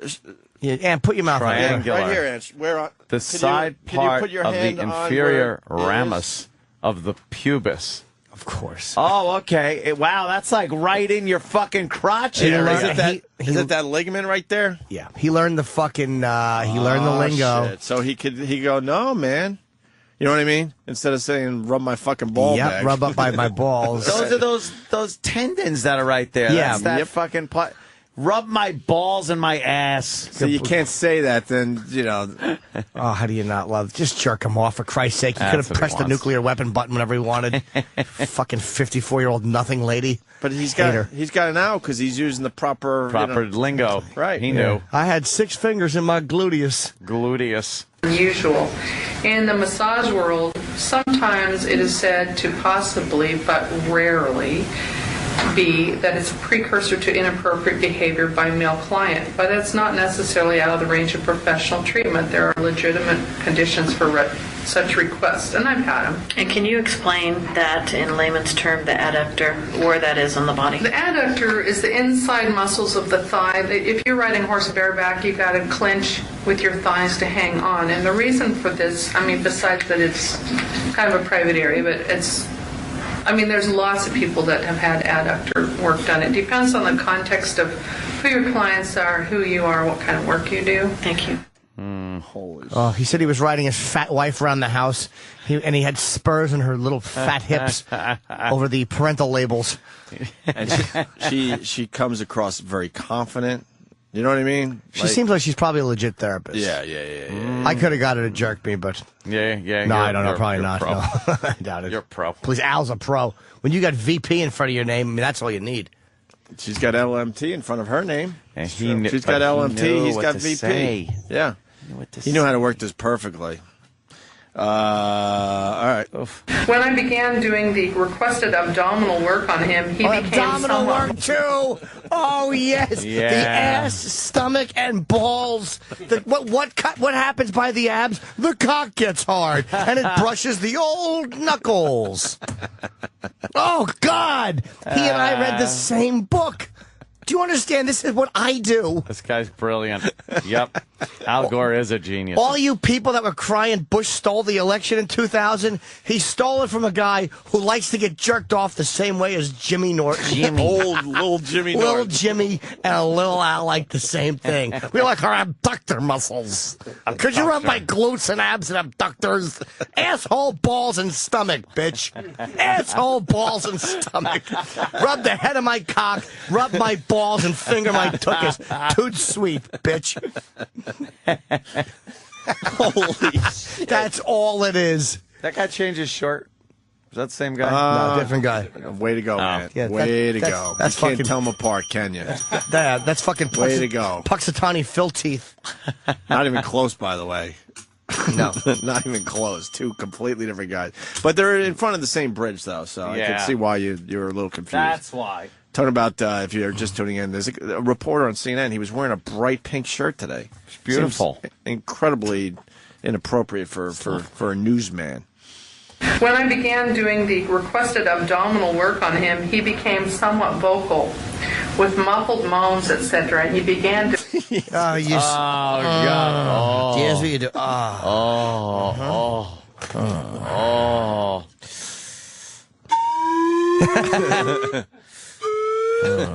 Oh, that's good. That's get my abductor muscle. My glutes. Stick a finger in my ass. He loves his boner on his ab. What do you got on the global warming thing, though? Just takes him out of his game. You distracted him again. Hey, can we have some nice massage music today, Dude, Travis? the fucking... I would appreciate it. The noises, it's so what you do. This woman is so... I got on my O face. My O face. with muffled moans, etc. And he began demanding that I go lower and massaging on the abdominal area. I was shocked, and I did not massage beyond what is considered a safe non-sexual area of the abdomen. He further insisted and acted angry, becoming verbally sharp and loud. I went into much deeper shock as I realized it appeared he was demanding sexual favors. Touch my car! Or sexual behaviors. I decided to declare I got so freaked I got a tiny bit mad under my terror. Let's be honest, you weren't terrified. No. But just looking for a payday. Or Al Gore's not going to kill you. Yeah, there's no terror there. Maybe in other situations with her, sure, but there's no terror there. If anything, he's got the right to be mad. He's Al Gore, and he said, go lower on my abs, and there's a problem? Way to go, Jimmy. Absolutely right. I understand this language, though. Then again, so does every man. What is there, a whole code thing that happens? Just the moaning. Oh, yeah, go a little lower on the abs, and he wanted his fucking cockhead brushed. Jesus Christ, just brush his cock. Brush his cock. He was almost president. Exactly. Give him that at a least. life of public service. The fucking information superhighway. Spit in your hand and fucking jerk him off, asshole lady. Asshole lady. The guy did help create the internet. I don't want to hear any nerds. No, he didn't. Shut up. he seems like he did. You want more audio? More than I want to breathe. I decided to clarify things by asking him, as he angrily complained that I was not doing what he wanted, for him to show me exactly what he wanted me to do, such as wear a massage. I said, well, why don't you show me? Because I thought, this is too nuts. He grabbed my right hand hard, shoved it down under the sheet to his pubic hair area, my fingers brushing against his penis, and firmly planted my hand on his pubic crest region and said to me, there, in a very sharp, loud, angry-sounding tone. There, you dummy! Right over my cock! Oh, Al. Exactly. Jerk me off, stupid. Oh my God, he was into this. Oh, I hate these fucking. But she's annoying me too, because she's crying like it's like, stop acting like a victim. You know the guy wants to get jerked off, just fucking jerk him off. Yeah, that's what you do. And she's a massage therapist, and she's so freaked out, like this has never happened to her before. Exactly. Please. Well, you think she was asking for it? Yes. Well, not to be a party pooper, but do you think she's thinking, I can't leave this massage because it's Al Gore, I'm going to get in trouble? So do you think she was just trying to get through the hour and a half, whatever it was? Yeah. Without having to fucking jack him off? Without having to go downstairs and tell everyone, Al Gore wants me to jerk him off. You know what I mean? The police report thing is annoying, though.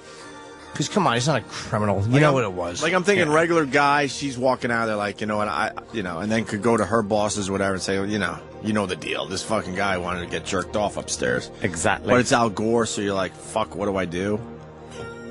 What do you think? Now. Absolutely. I think you're right. She probably is a straight-laced masseuse. Could be. Oh, my God. Here we go. This is all happening really fast, as you can imagine. Further yet into shock from both his demand and his angry, intimidating behavior, I subtly and slowly slid my hand up away from the area and told him it would be a counterproductive massage technique, as he had said that he'd wanted to unwind from stress and relax, and that it would get him too awake, I said euphemistically and diplomatically. I felt like I was dancing on the edge of a razor. He angrily raged in an accusatory and threatening confrontational tone. He bellowed at me. Just scared the shit out of me. I mean, I had no idea. And I've never had a client yell at me, except for one who was brain injured and she was drunk, and I work with her all the time. She's just a mess. But he squirted at me. He goes, I'm not asking, imagine yelling, I'm not asking for you to do anything inappropriate. To which I replied in a softer, terrified, calming tone, no impropriety was inferred, sir. At this point, I was realizing just how crazy and insidious he was and how precarious my situation was when he said the aforementioned, even though he clearly wanted inappropriate touch. Wow. Yeah, Eric from Virginia Tech. How awful is she? Pubic crest region. Yeah, real the pubic sexy. crest region. Yeah, she is annoying. Although he was probably being stupid, too. You can't yell at the therapist if she won't do it. A lot of times they won't do it. Mm-hmm. You got to just realize, whatever. She said no. Wow, Al was getting uptight. He then tried another tactic as though he had very suddenly switched personalities and began in a pleading tone, pleading for release of his second chakra there. There's so much tension being held. This was yet... Try to talk to her in her own language. This guy's good. Release the chakra. Yes. Oh. Release the Kraken. Is that officially a chakra? I don't know what the fuck a chakra is, but I know that they say that. I love when these holistic people, they're like, and you have your chakra. Really? Yeah, I'm gonna spit release in your your hand chakra. and fucking yank my prick. Yeah. How about that? And you'll be chakra'd and how much gets on your blouse. Tension being held. This was yet another euphemism for sexual activity he was requesting, put cleverly as though it were a spiritual request or something. I was further deeply shocked and repulsed as my realization of what was happening sunk in, and especially as my mind was now reeling from this absolute betrayal by someone I had inherently trusted as a good guy who cares about people, including me, because of his public persona. Wow. Wow. It would be horrible, a guy like that wanting you to jerk him off if that's not what you do. That is like a weird... She sounds legit, Jimmy. She does. That's what I'm saying. Yeah, she does. she sounds pretty good there. She doesn't sound like just some whore they brought in and right. You know, yeah. Well, he wanted me to jack him off. Oh my She's God! got all the clinical terminology and everything. Release my chakra. My chakra. Dude, we haven't even begun with this audio. Oh, there's more? Oh my Yay! God. Love Condoms, erection, tongue please. kiss. One at a time. This is wonderful. This Pink. is great stuff. Wife, nipples, groping, stains, slacks. When I came out, he was in his robe and he complimented me on the session. I felt I could leave without further problems from him, but I was wrong in that surmising. I was free. So she got through the massage. She obviously felt like she couldn't leave. She was scared. And then she's thinking, okay, I finally got got past this. I can get the fuck out of here and make believe this never happened. But Al wasn't having any of that. Very I was freaked out and trying to act calm and collected so as not to look vulnerable and so as to keep any other weirdness from him from happening. He engaged me in small talk as I headed for my massage table to break it down, and he came over to where I was while I was trying to pack up. And then he wrapped me in an inescapable embrace as I turned around, giving me this come hither look deep into my eyes and caressed my back and buttocks and breasts. I squirmed to try and get out of his grasp. Holy shit. He couldn't take it anymore. No more chakra talk, huh? No. Fuck that. Give me those tits. I squirmed to try and get out of his grasp, telling him to stop, don't, several times, and I finally told him instead, you're being a crazed sex poodle, hoping that he'd realize how weird he was being, yet he persisted. He was much stronger than me, bigger than me and insistent. It was completely unnerving. Crazed sex poodle. This doesn't sound good for Al. No. Fucking great, though. I had the fear that rape would be inevitable if I could not get out of the room, yet I could see no way to immediately leave without it also being a risk to my safety, because I felt he would use force to counteract forceful moves on my part. So I distracted him by pointing out the box of chocolates on the conference table. Hey, fatso, look at those. And he poured it into a wine or brandy glass, after which, taking a sip, he pushed it to my lips as he cornered me with a big seduction smile. I don't drink. I'm allergic to alcohol. Pause. I did. I wonder if that means she's in recovery. Allergic to alcohol. Not yeah. to blow her spot up, but I Makes mean, her all fucked up. yeah, she might have a real allergy to it, but if I don't, I will sometimes say that if I'm out with people It's who an don't easy know out, my right? Instead of dealing history, with it, you go, yeah. look, I'm allergic to this shit. Yeah, wow. Ooh. Ooh. Alcohol. I did enough in college anyway. I pushed it away, saying I do not drink liquor because allergies. And he insisted, saying, come on, just taste it, and pushed it into my lips again, whereby I ended up sipping some. He then forced an open-mouth kiss on me, who was cornered by him, sticking his tongue into my mouth to French kiss me. I pushed back and said, stop it, you're being way too frisky. And I was distressed and shocked and terrified. Frisky. You're being a little too frisky here, you. That allergy alcohol line makes me really believe her. That's not something you'd But make she had a up. few sips. No, she didn't He few sips. dumped She it said, in her mouth. He was again. No, she said she sipped it, but it wasn't. Cum or booze, you dummy. He probably just said, come on, take some, and probably just hit her lips, and, you know. Holy shit, man. Very aggressive. What a dope he is. He really, really is a little... Want to force her to relapse, aggressive. fucking asshole? Yeah. Jeez. I was distressed, shocked, and terrified. He laughed, clearly enjoying himself at the expense of my discomfort, refusal, and fear. This was ever more disturbing and frightening to me, as I saw he was determined to have a sexual act with me. At this time, he had been pressing his body up against mine and holding me tightly.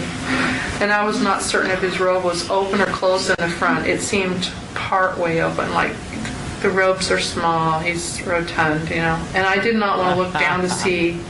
I could feel what seemed to be an erection from him, lest he be further encouraged and aroused by seeing me look down, and I did not want to look anyway as he repulsed me. You fucking... Oh, what a bitch. Oh, man. Al was a naughty boy. Al is so naughty. Al had an erection. She never would have said anything if he would have just let her go after the massage and said, look, I'm sorry, I got a little frisky. It's been a long time. Yeah, if he would have made her feel like, look, I respect you. I was just a bit of an ass. My apologies. Because I've had times when massage therapists said no. And but that means yes, right, Jimmy? Yeah, so I hit the bitch with a clock. I brained her with a clock and fucked her while she was snoozing. Not a boy, Jimmy. Not a boy. I don't take no means yes. Yes means yes. It's all just yes. All means yes. No, rub my abdomen. Touch my whatever thing. Dick balls ass. Dick balls and ass quickly. Here you go, you drunk. Have some booze on your lips. I don't care. You're in recovery. Have a little booze on your lips. Maybe this will loosen you up. You need to get sauced again. That's what you need. Not caring what that would do to the broad after they separate. Oh, I know. Now Yeah. she's back drinking. Jesus. He fucked up though, but he made. Because I've gotten very annoyed when they've said no, especially when they've brushed my cock, quote unquote, accidentally, and then said no. But it's like I can't yell at them because technically they are there doing what they're supposed to do. So I've gotten mad just because it's about I want what I want when I want it. Every man wants it. You think he sat there just going, I fucked up, Frankie. I really fucked up this time. Wow. All right. There was the hotel room treat box, the kind of thing, usually a basket that holds chips, cookies, teas, chocolates, etc. you commonly see in hotel rooms. And he said that the hotel had put condoms in it. He held up a small plastic case at me, and I was getting more deeply distressed by all this, and all I could think to say was to dispute that it was condoms. I just found this unbelievable because I didn't know that these were in the treat boxes. I probably stay in Motel 6s. They don't have these things. And I didn't have my glasses on, so it looked like one of those little plastic sewing kits to me. So the first thing I blurted out, I said, "It's a sewing kit." Wow, there's no way a hotel would put that in a gift basket, right? I think they do. It's in the treat baskets. Like they have like the little naughty lotion. Yeah, it's expensive too because they know that you're in a pinch. You're going to use the rubber in the hotel thing. That's a 5-star hotel, I think. You know what I mean? He's not staying in some shithole. It's probably standard in the room. I don't think they gave it to him. Oh, it sounded like a gift basket. Do you remember we used to stay in that one in D.C.? Yeah. And where Melinda found the mice or whatever in the back? That, I think, would have condoms in the minibar area. It did. Yep. Yeah, it had all kinds of like lotions and all kinds of lotions, potions, sexy stuff. That's a cool little hotel. Yeah, until they found fucking live rats in the back. Yeah. People under the stairs. No mice. Oh, they mice? Yeah, fuck it. Rats, mice. Nah, it's a big difference. Those are cool. We used to go down at DC. Fucking vicious compared to mice. Mice are just creepy.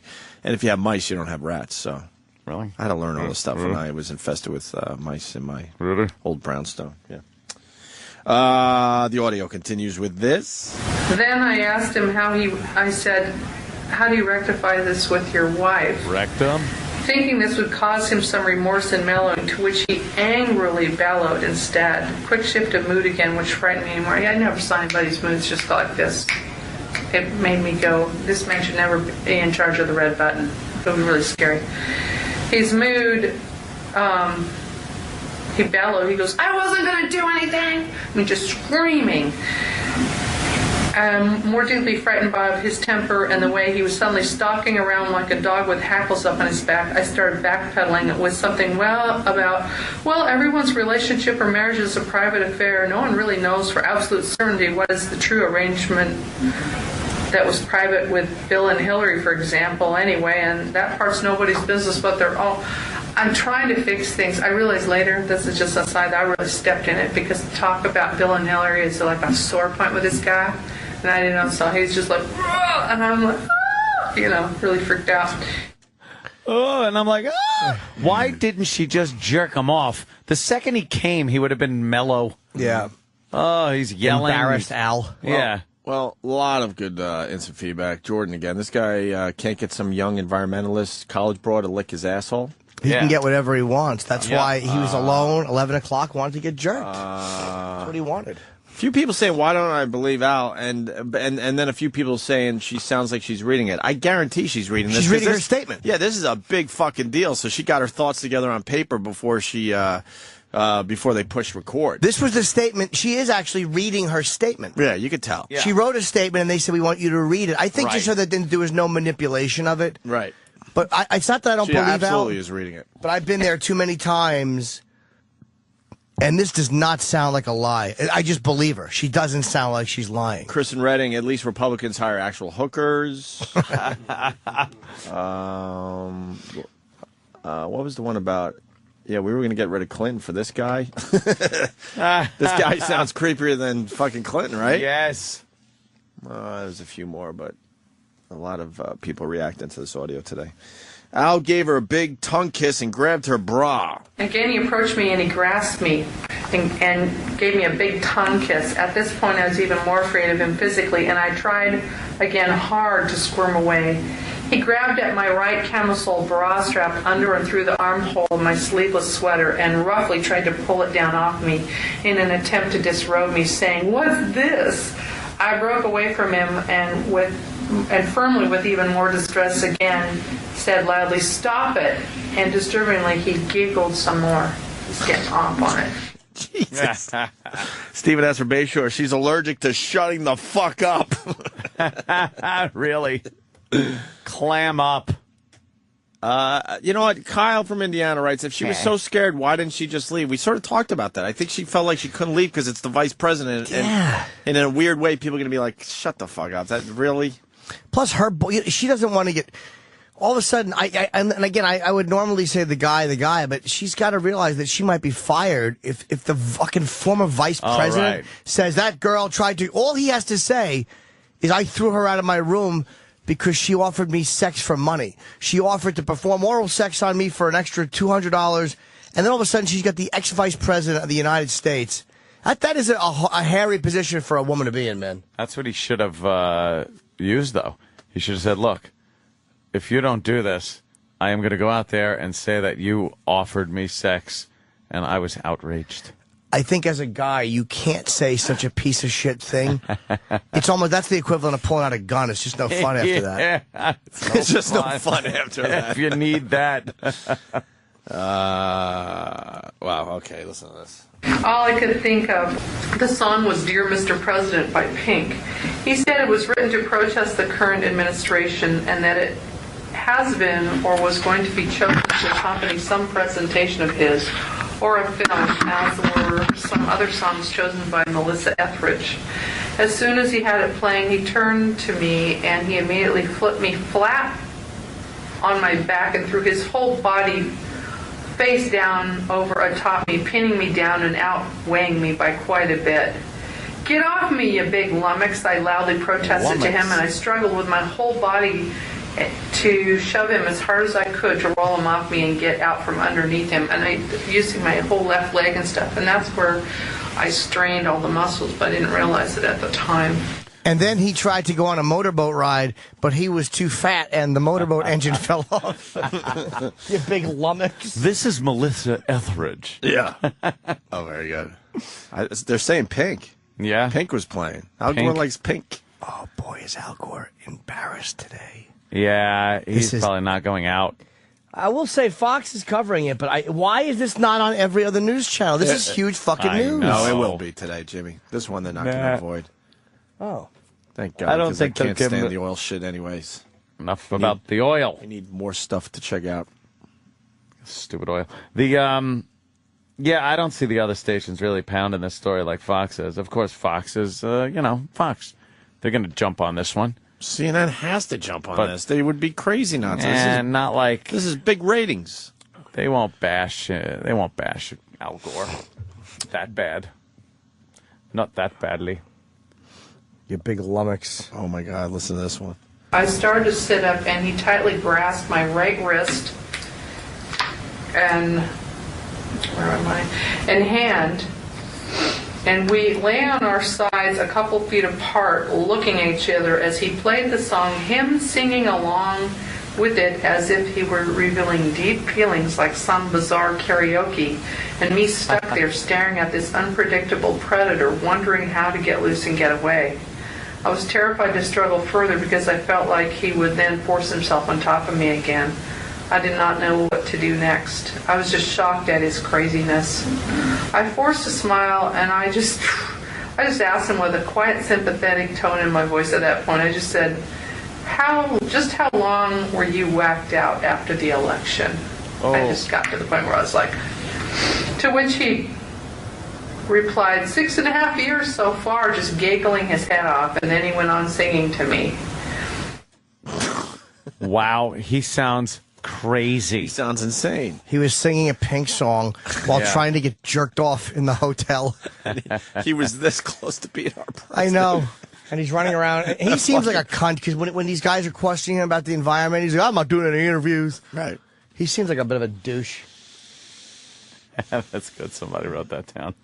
When asked what his act was called, he said the Aristocrats. Ta-da!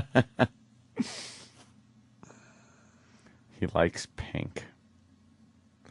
A lot of questions coming in. We got a couple more clips here, but first, Ryan in Florida. Ryan. Hey, guys. Hey, Ryan. I got a question for Jimmy. Yes, sir. Hey, do you ever have like any straight-laced massage therapists ever offer handjobs, or do you kind of always have to ask for them? It's a bit of a cat and mouse game because I want to feel like she kind of wants to do it because she likes my cock, and she kind of wants to feel like she wants to do it because I'm special. It's like we both like to play a game with each other, and this is any client with any therapist. I never liked when they would just go, hey, if you want anything extra, it's going to be. That would never turn me on because there was no game, there was no seduction there. Have I had legit ones do stuff? Absolutely. Wow. But it almost never does it happen the first time with the legit ones. Like, I've had a few that I think got addicted to the money because you're paying them a lot, and but usually the first time they wouldn't. But you got a vibe that it was possible after. It's a perverted dance you're doing, but it's cool. It's like, you take care of her, she's taking care of whatever. It's nothing wrong with it, All right. Yeah. All right, that's all I had. Punch out. But if a legit massage therapist jerks you off, isn't she not legit?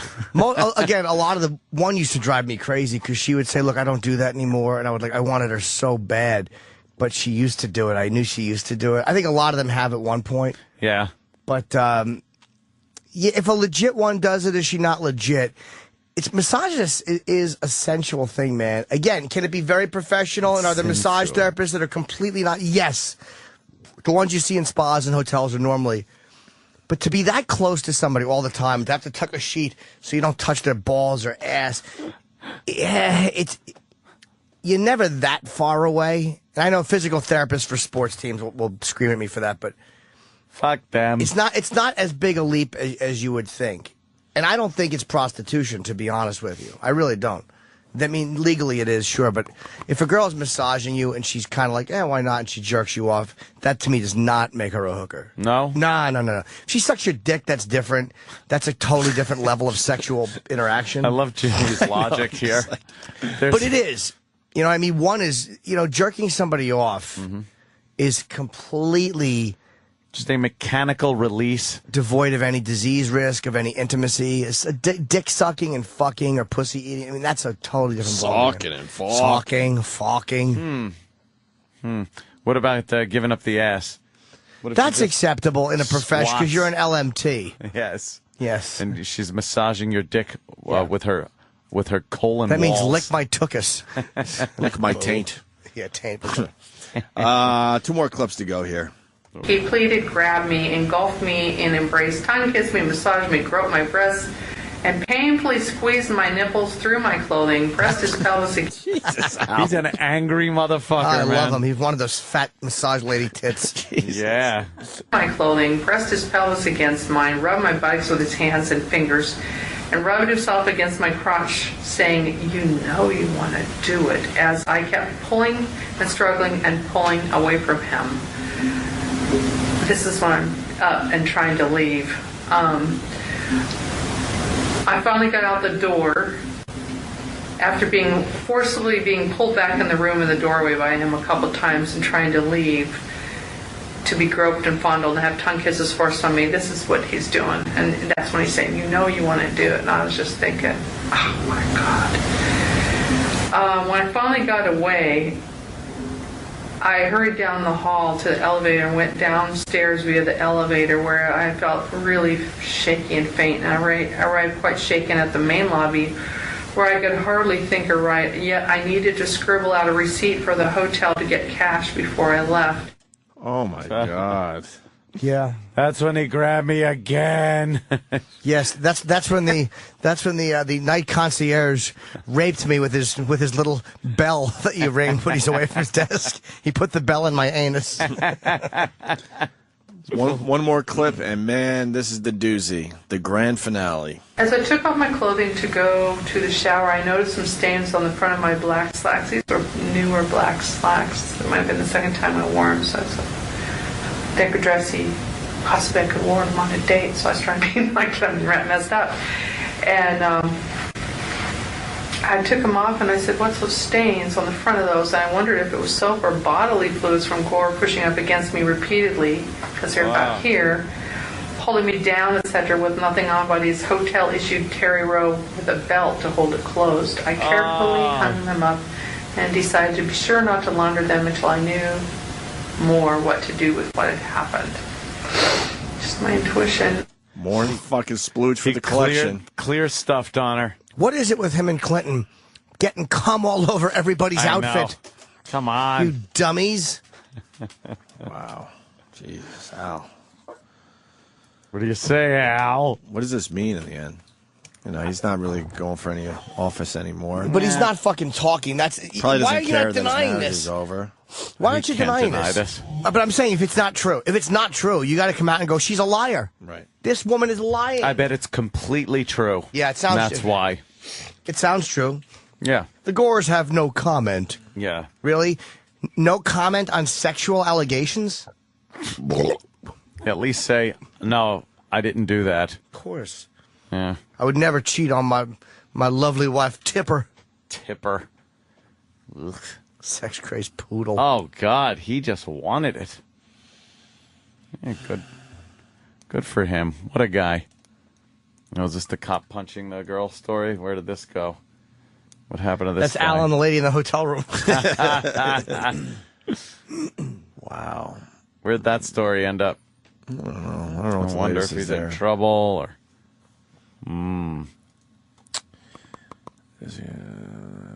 She, A Seattle girl apologizes to the cop who punched her in the face. Oh, okay, good. As well she should. Ex-con. Oh, wow, this came in. Okay. Everyone has a comment about the Al Gore audio. This is Steve. In Michigan, Yes. it looks like. Steve, what do you got? Yeah, I was just thinking if he should have just held up his Nobel Prize in front of her and pelted her in the face from behind it.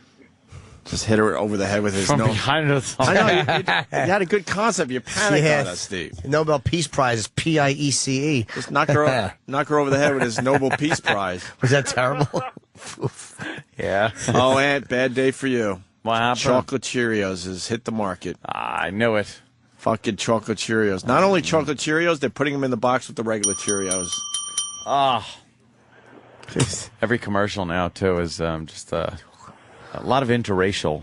Even the Cheerios. Things on commercials. So, yeah, even the Cheerios are interracial. Well, they're hanging out together now. But they show a lot of these commercials where there's kids, like school kids, Uncle Paul, and they're just all buddying around like a black girl and a white kid, and they're like got their arms around each other. Yeah. Cheerios. Probably tastes like you're eating this box of little donuts or something, you know, they're all circles. It's like eating me a box of donuts for breakfast. It's like you're supposed to start your day like that, right? Jason in Detroit, what do you got? Good morning, boys. Hey, Jason. Happy birthday, Jimmy. How come this broad waited 3 years? Didn't this stuff happen 3 years ago? And when the police wanted to talk to her, she didn't want to talk, and all of a sudden... Yeah, and you know why she came out 3 years later? That's a very good question. This didn't happen like last fall or anything. This statement didn't happen 3 years ago? I don't know. But, I mean, the whole incident happened 3 years ago. She didn't want to talk to the police. She never talked to the police 3 years ago. Yes, so why now is a very good question. Money. That's it. Money. So she could have got the money 3 years ago when Al Gore was even hotter. Think about it. 3 years ago, Al Gore was really hot. Well, maybe she's just a dumb broad. Yeah, I don't understand. Yeah, I don't know. I don't know the details on that. It's really hot. You find him attractive? Huh? Real hot. Yeah, that fucking Al Gore. He's so hot. He's fucking rotund. Did she call him rotund? Yeah. She did a couple of fat references. She really did. A lummox. A lummox. You lummox. Get off of me, you lummox. No guy wants to hear that. I'm a lummox. Lummox. We got a Chip in Ohio. Chip? Yeah, at one point, Al gave up and said, "No more Yankee my cranky. Donga need food." Oh, very good. That's a good one. Going back. That would be not Pretty in Pink, right? Or it was the other one? 16 16 Candles. Candles. It was 16 Candles, you're right. One of them. This guy a little mad. Mike in Jacksonville. Mike. Hey, guys. Hey, Mike. Hey. Not necessarily mad, no. I was just playing a little devil's advocate. Shit, that word, advocate.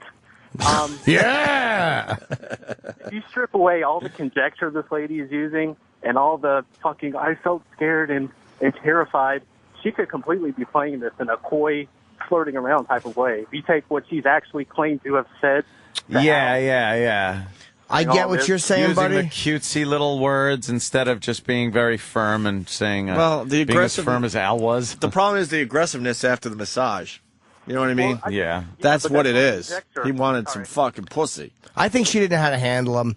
He probably is moody and weird like that. She probably didn't know how to handle him, and so you try to like use that whore talk, quote unquote, just to go, look, come on, what's the matter? She probably didn't want to come off and go, hey, you fucking pig, stop it, because she had to get her money, and he was the ex-vice president.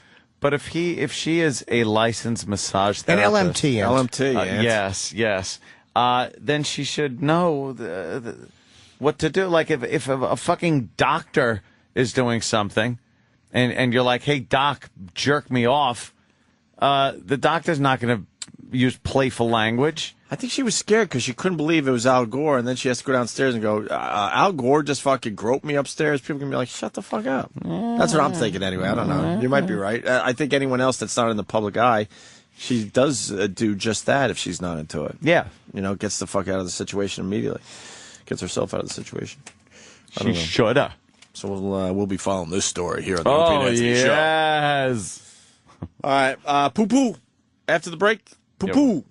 You've seen this video by now, right? I'm not sure. Oh, I never look at the titles. I click on links and watch. Then you haven't seen the video.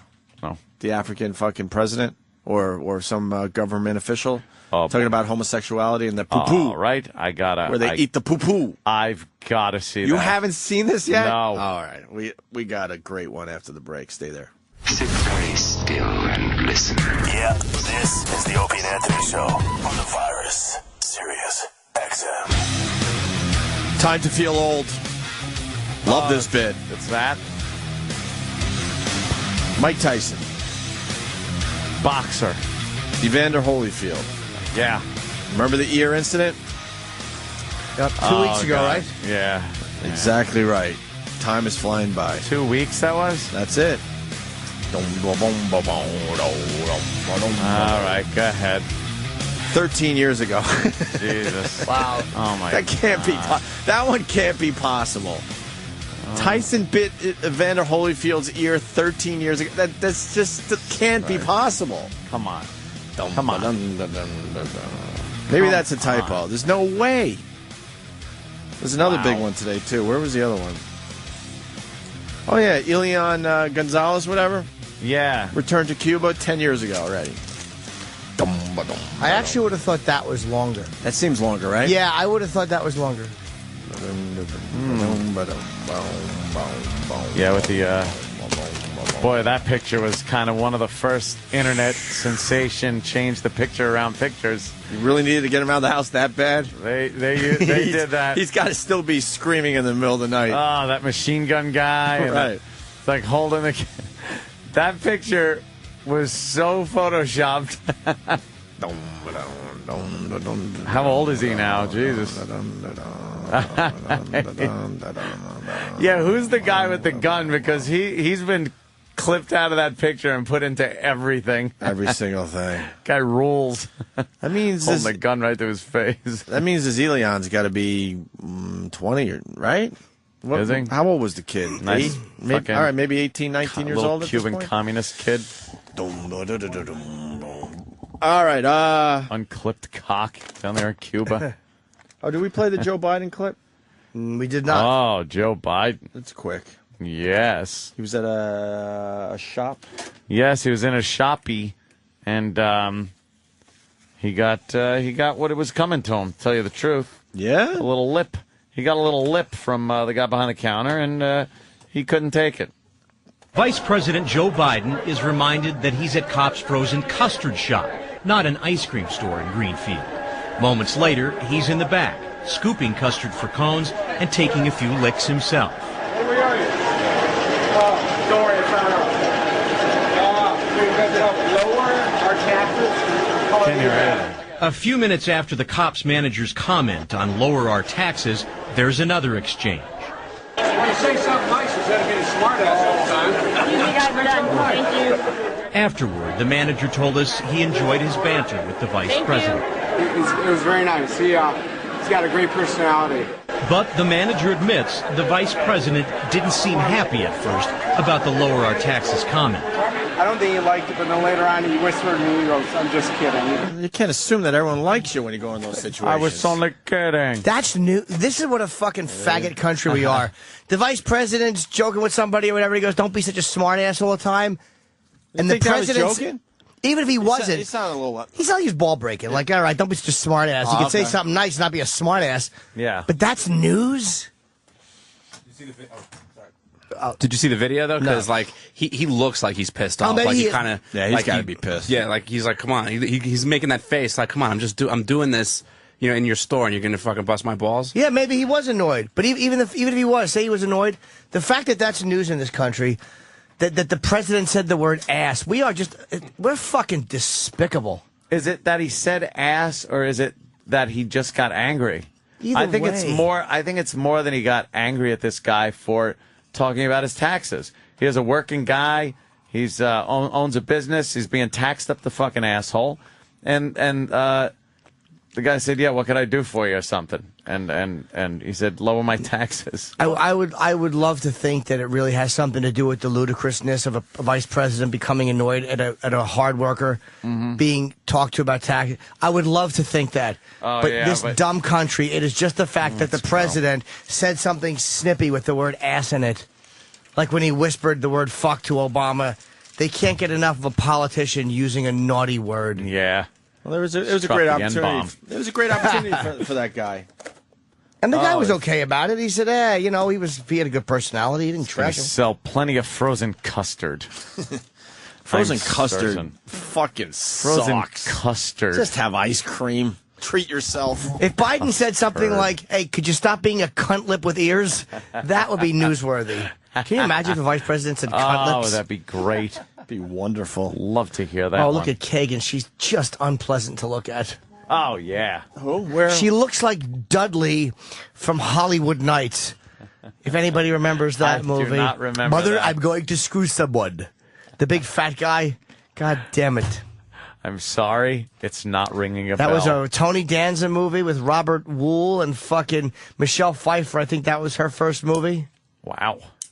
That's old. Yes, it is. Hollywood Nights. Never saw it. Sorry. You have to see Hollywood Nights. Sorry. No. Tony Danza actually made a movie. Yes. Yeah. I thought it was going to say he was naked in it. Where's our nude Tony Danza picture that Danny can bring up in 2 seconds? Jesus. He's got a nice piece. He's got a nice piece. What the massage therapist call that area again? The pubic. The cock. The pubic. It's got like little nuts. I forget. He is packing though. If that's soft, he's probably about 8.5. All right, let's eat the poo-poo.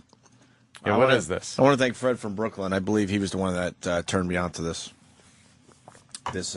clip. Eat the poo-poo. It was Uganda, and they don't like the homos, Ant. They're not a fan of the homos in Uganda. Nah.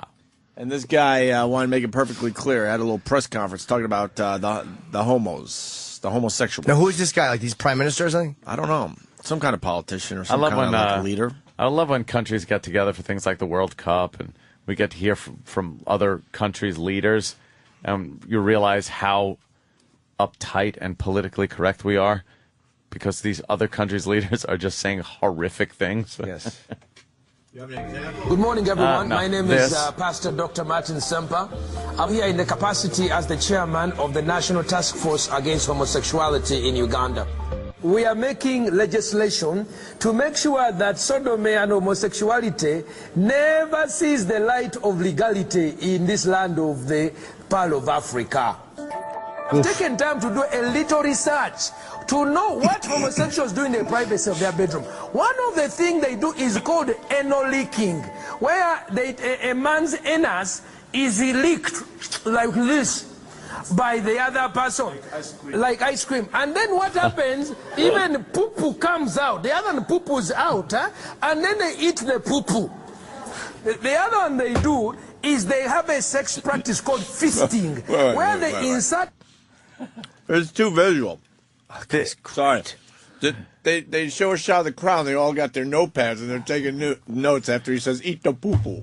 How do you have a rational discussion with this man? This is the same country that had Idi Amin in charge for as many years as they did. So it's just these aren't real people.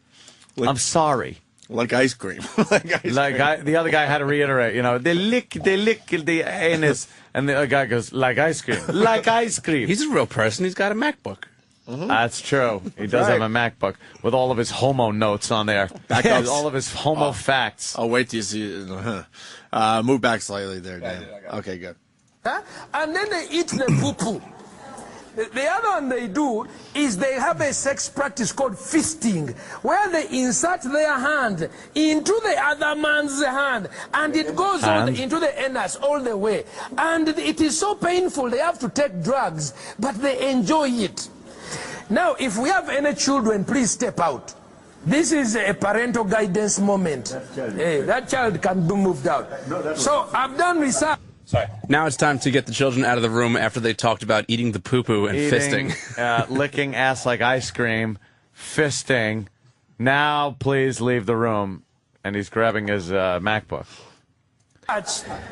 This is what they do. Number one, you can see a man here having sucked the other person's rectum, and the other person is poo-pooing, and this one is eating the poo-poo all over the place. And you cannot see it because of the Foundry Music logo. But the man with the goatee and the flame shirt is eating poo-poo from the other man. He's eating the poo-poo. Yes, and he is singing something about a pendulum. The man's testicles swing the other way. He's wearing a dress from Lane Bryant. You're slipping into Jamaican Jimmy. Yes, I am. Because as far as I'm concerned, if they're not from Newark, they talk like this. No, it's weird. We got that guy's producer on the phone. Yeah, from the video. He has a producer. Yeah. Hello, sir. Yellow. I can't say your name because then it gives away the bit. You. Oh, well. He's waiting for his name, but then that would ruin the bit, right? Fuck him. Am I correct? Probably. He's right there. Dude, Cliff. Yo. You're a fucking asshole. Cliff, it doesn't work if I go, "Hi, Cliff." It says calling in as Steve Bujubu, the producer. Oh, forget about it. Dude. There's nothing that makes me laugh harder than stupid callers. Which is every one of them. Every single one of them. Every time that happens. Why would you? It never gets old for me. He should eat the poo-poo. Eat the poo-poo. All right, let's get back to eat the poo-poo. And this one is eating the poo-poo all over the place. Huh? Tell me, when you have a law against homosexuality, do you say except eating poo-poo? Hey, I mean, look at this guy sincerely. Bishop. Stagafulaizaha. Huh? Hajat. We do not want this sickness. This is sick, and it's therefore deviant. We do not want it. Then let's break for lunch. They start off by touching each other's genitals and smelling each other. Then this one smears the poo-poo all over the other person's face. As if that is not enough, he puts the hand deeper. As Africans, we want to ask Barack Obama to explain to us, is this what he wants to bring to Africa as a human right to eat the poo-poo of other children? These are savage people with a complete lack of understanding of anything. Looks like the pastor is a bit obsessed with eat the poo-poo, though. But you know what? They're just saying it differently. There are many people in this country that feel exactly like they do. They're just saying eat the poo-poo as opposed to feces. But that is a discussion you would hear in America, too. Absolutely. But do we you know think what? fecal matter is healthy? But it's America. See, I was just thinking, like, he goes, is this what Barack Obama wants to bring to Africa? It's like, listen, you dumb motherfuckers. How much money have we poured into that petri dish of a fucking continent over the years? There's more to worry about than two guys eating each other's poo-poo over there. Eat the poo-poo. How about your constant civil wars where you just hack each other apart with machetes? rampant AIDS, rampant rape going on because they have this wacky conception that if you have sex with a virgin, it'll take your AIDS away. Is that Uganda? Yeah, it's part of close enough, right? Yeah, that's a large portion of close enough of Central Africa is like that. This Sub-Saharan Africa is just it's a planetary disgrace. It really is. It's a continent where unlimited resources. The resources there are really unbelievable. And they just can't fucking get it together and make it work. It's astounding. I do get sick of hearing how it's the cradle of civilization. Oh, cradle of civilization, my ass. And then just fucking... So every other country that's come in there, westernized countries that have come in there and utilized their resources are called, fucking scumbags and taking advantage and that. Well, then do it yourself. Oh, you can't? Sorry. It's the wheel and fire. Look into it. Fuck. But we're just trying to have fun with Eat the Poo Poo. Yeah, Eat the Poo Poo got me mad. Yeah, it got you all. Yeah. You felt defensive. You didn't like to see homosexuals attacked like that. No, I didn't. I think that I don't think Ant has a problem with gay people and didn't like to see gays just being so stupidly attacked. Because I remember being in a tree fort one day and a young boy saying to me, "Can I eat your poo poo?" Imagine. Psst. I want to eat your poo-poo. Cheep, cheep, cheep, cheep, cheep, cheep. Cheep, cheep, cheep, cheep. Let me eat the poo-poo. Anthony, let me eat your poo-poo. Guy, it seemed like he enjoyed the research of Eat the Poo Poo, by the way. He had it on his laptop. He wanted to share the pictures he found with everybody else in the room. I'm going to go out on a limb. He had a big fucking projector for the other sermon he was giving. Going to go out on a limb here. You think That guy's a flaming homosexual. That's what I'm saying. That's what I think, because... You're saying Eat the Poo Poo guy eats the poo poo. Thou protesteth too much. Right. And really too much. He's just showing everybody. He's got pictures on his laptop. He's got pictures on his MacBook. He's fucking spinning around. Here's what they do. Here's what they do. His wife probably found all that shit, so he went, "Oh fuck, no, this is what I've been researching. It's gonna be part of my sermon." Oh, people, I didn't mean that when I said I was going out on a limb. And kind of made a joke as to who I was meeting up with. Jesus. Always.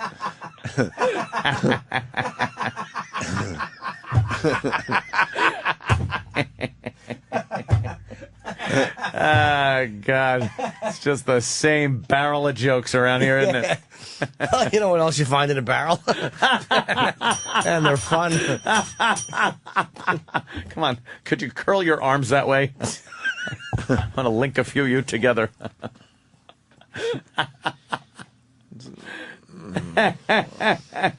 Jimmy Washington, what's up, right Jimmy? Here. Oh. Yes, I want to know why they are in agreement with eating the poo-poo. If you listen to the clip, they say yes a couple of times.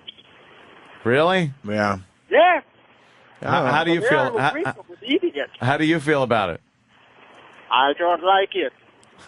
I don't like it. You know what? Thank you, sir. But Bob in Jersey sums it all up, and then we can move on. Go ahead, Bob. You got a very good point. Yeah, I think in Uganda, man, they should start with "Don't eat the people." Right. People How about you stop eating and each poo-poo. other, and then you can worry about the dumb poo-poo. In the big cast iron pot with the logs on the bottom all fucking lit on fire. What was the Bugs Bunny episode? Oh, there's been a couple where he's been in there. Unga bunga binga bunga unga exactly. binga bunga. Exactly. Yeah, the little native guy was chasing him around trying to cook him in the pot. 2 girls, 1 poo-poo. Very good to that person who doesn't have a name but a phone number that we could call, I guess. He just didn't sound very, I don't know, like an authority figure, that guy, with that whole poo-poo, just bash. I guess, what, they're heavily Christian over there? Is that what they are? I don't know. Christian or Muslim, I'm not sure. Maybe it's split. I just don't know. Should we get Dr. Steve on the phone to talk about what you could get from eating the poo-poo? I bet. Well, you can get hepatitis. Eating the poo-poo. Fecal matter. I wouldn't recommend There that. are other things you can get. I wouldn't recommend that. Yeah, hepatitis. The same things you can get from my wine. It's my secret ingredient in my wine. Meet your cockle eats the poo-poo. I have a fine Beaujolais poo-poo. I think Dr. Steve is a weekend drunk. I think he's a poo-poo eater. Yeah. I think Dr. Steve likes men to leak shit in his mouth. Likes to enjoy some cabaret with his poo-poo. Yeah. Nice glass of cabaret and cabaret. Cabernet. Oh, Cabaret. Life is a cabernet. Yes, he likes old Ethel Merman to chum. dance while he's eating shit in front of a burgundy curtain. that one's a doozy for me. Hello, my baby. Hello, my honey. Oh, fuck. I was arrested in Uganda. I was trying to order truffles. I didn't know this was illegal here. Yes. I apologize. Yes. I was trying to... What's on the menu? How's the poo-poo today? I ordered a poo-poo platter. I thought it was Asian food. They're going to behead me. That should take some time. Yes, they shook my head up and down. Nothing fell out of it. And that's how you executive poo-poos.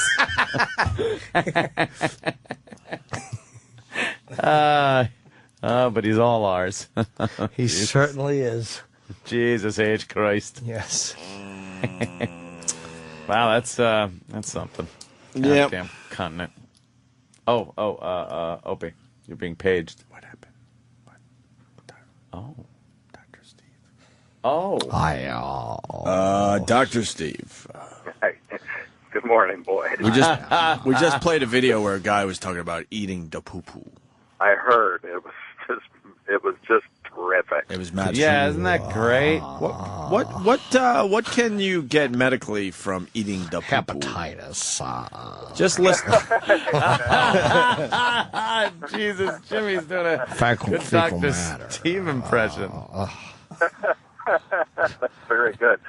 There are a few fecal oral diseases that you can get from eating the poo-poo. Wow. And hepatitis is one of them. Hepatitis A, not hepatitis B, though. Is A bad?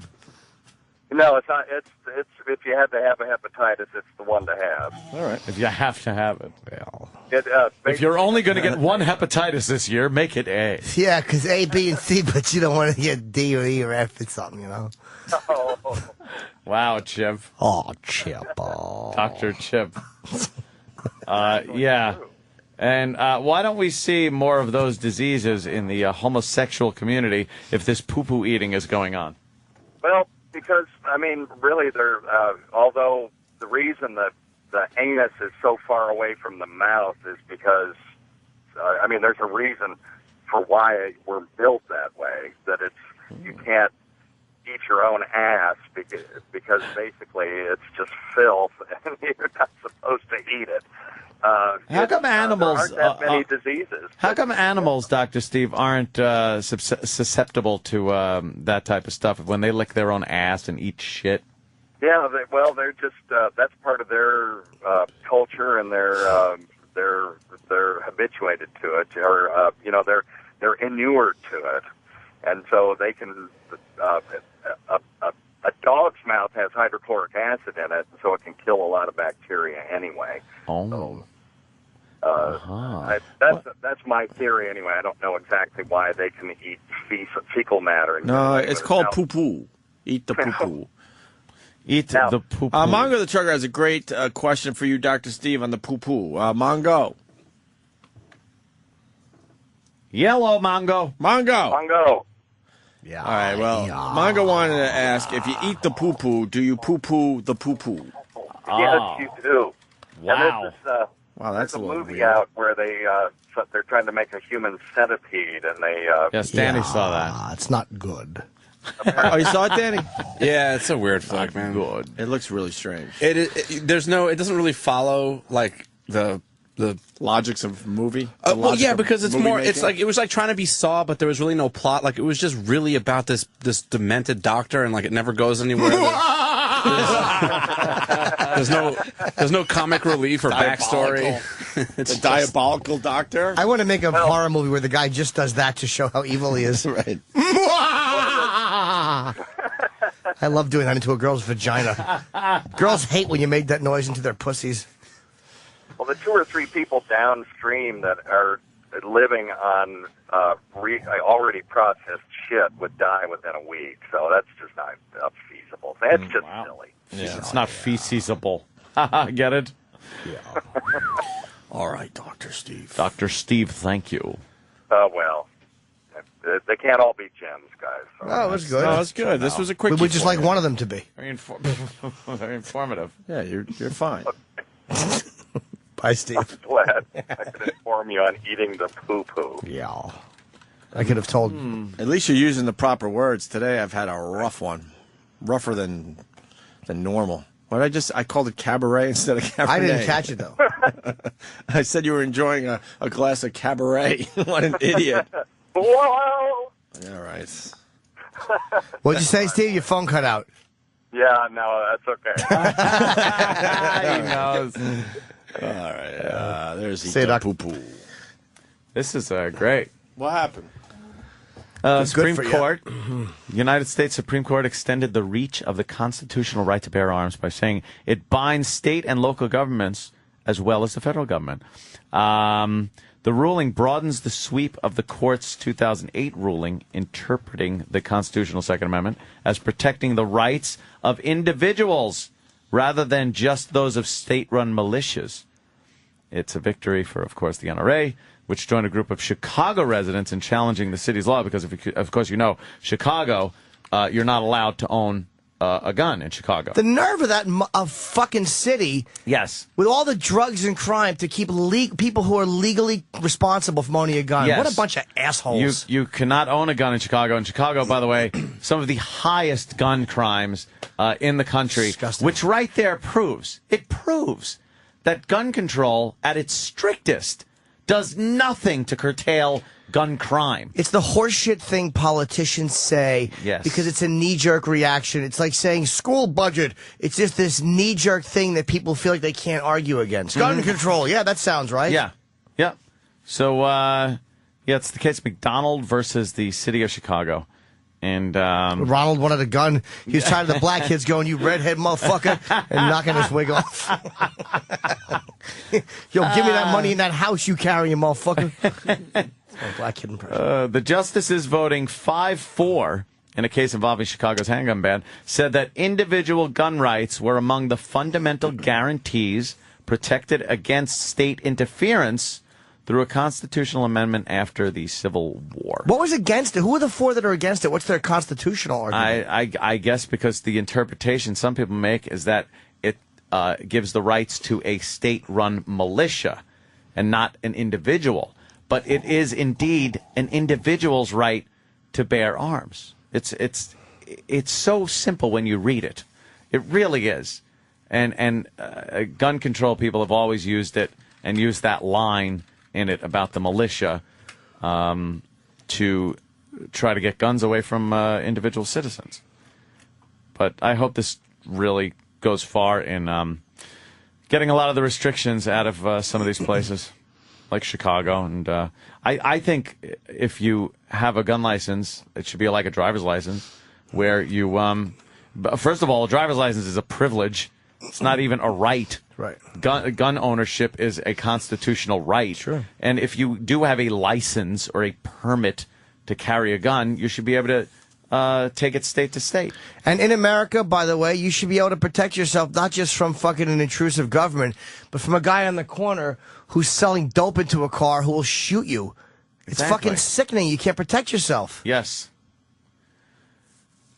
Yeah, the right of the people to keep and bear arms shall not be infringed.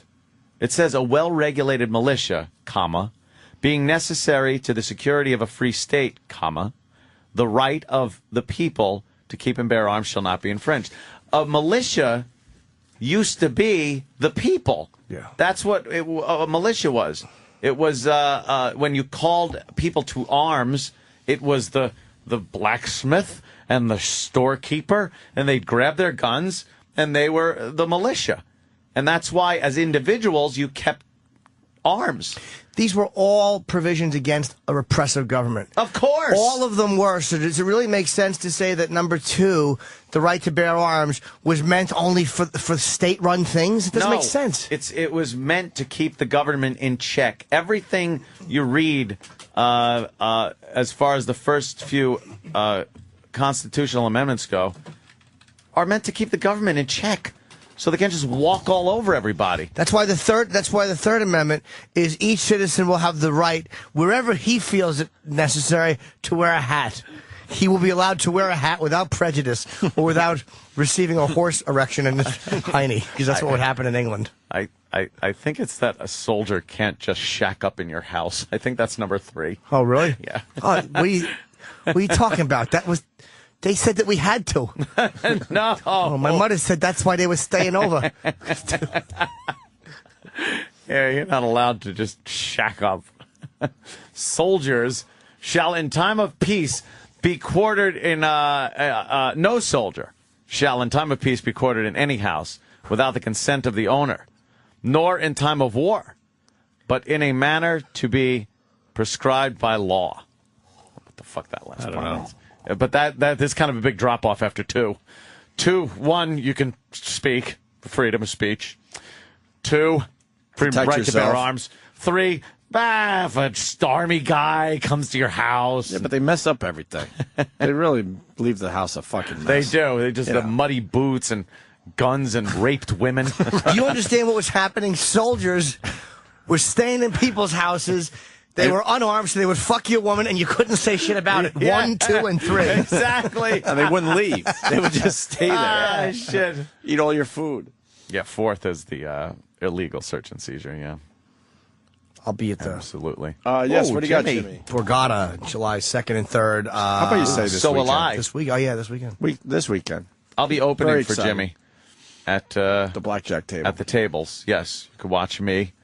You can watch me do... I'm going to do my catchphrases. And I'm going to do them real, like over the top. Yeah, you should. So people around, look at me, look, blackjack! And everybody will, applaud. Now, Anthony's going to go, blah, and they're all going to go, blackjack! Yeah. Oh, they'll be so annoyed with you. Oh, my God, imagine 20 people around a table all going, 7, please! Woo! They'll all clap at the he catchphrase. needs a 7, and then one pops up, oh! You should bring your vuvuzela. A bunch of fans just around the table. Oh, how quickly would they be removed from the premises? Very quickly. Oh, like that fucking guy with the hammer on his hand in the casino. You could take the vuvuzela or the hammer. Or end of the hammer. I have no idea. Whatever. You just I don't care. Whatever. Throwing lines all willy-nilly. Fuck it. Fuck it. I should never got mixed up with this horn, Frankie. I'm in a bad fucking spot here. Now, what could you do? It sounded beautiful. Threw itself at your ears. Bad fucking. Okay, be careful. I love how he waves to her. Be careful. Yeah. All right, let's do something. All right, let's do this.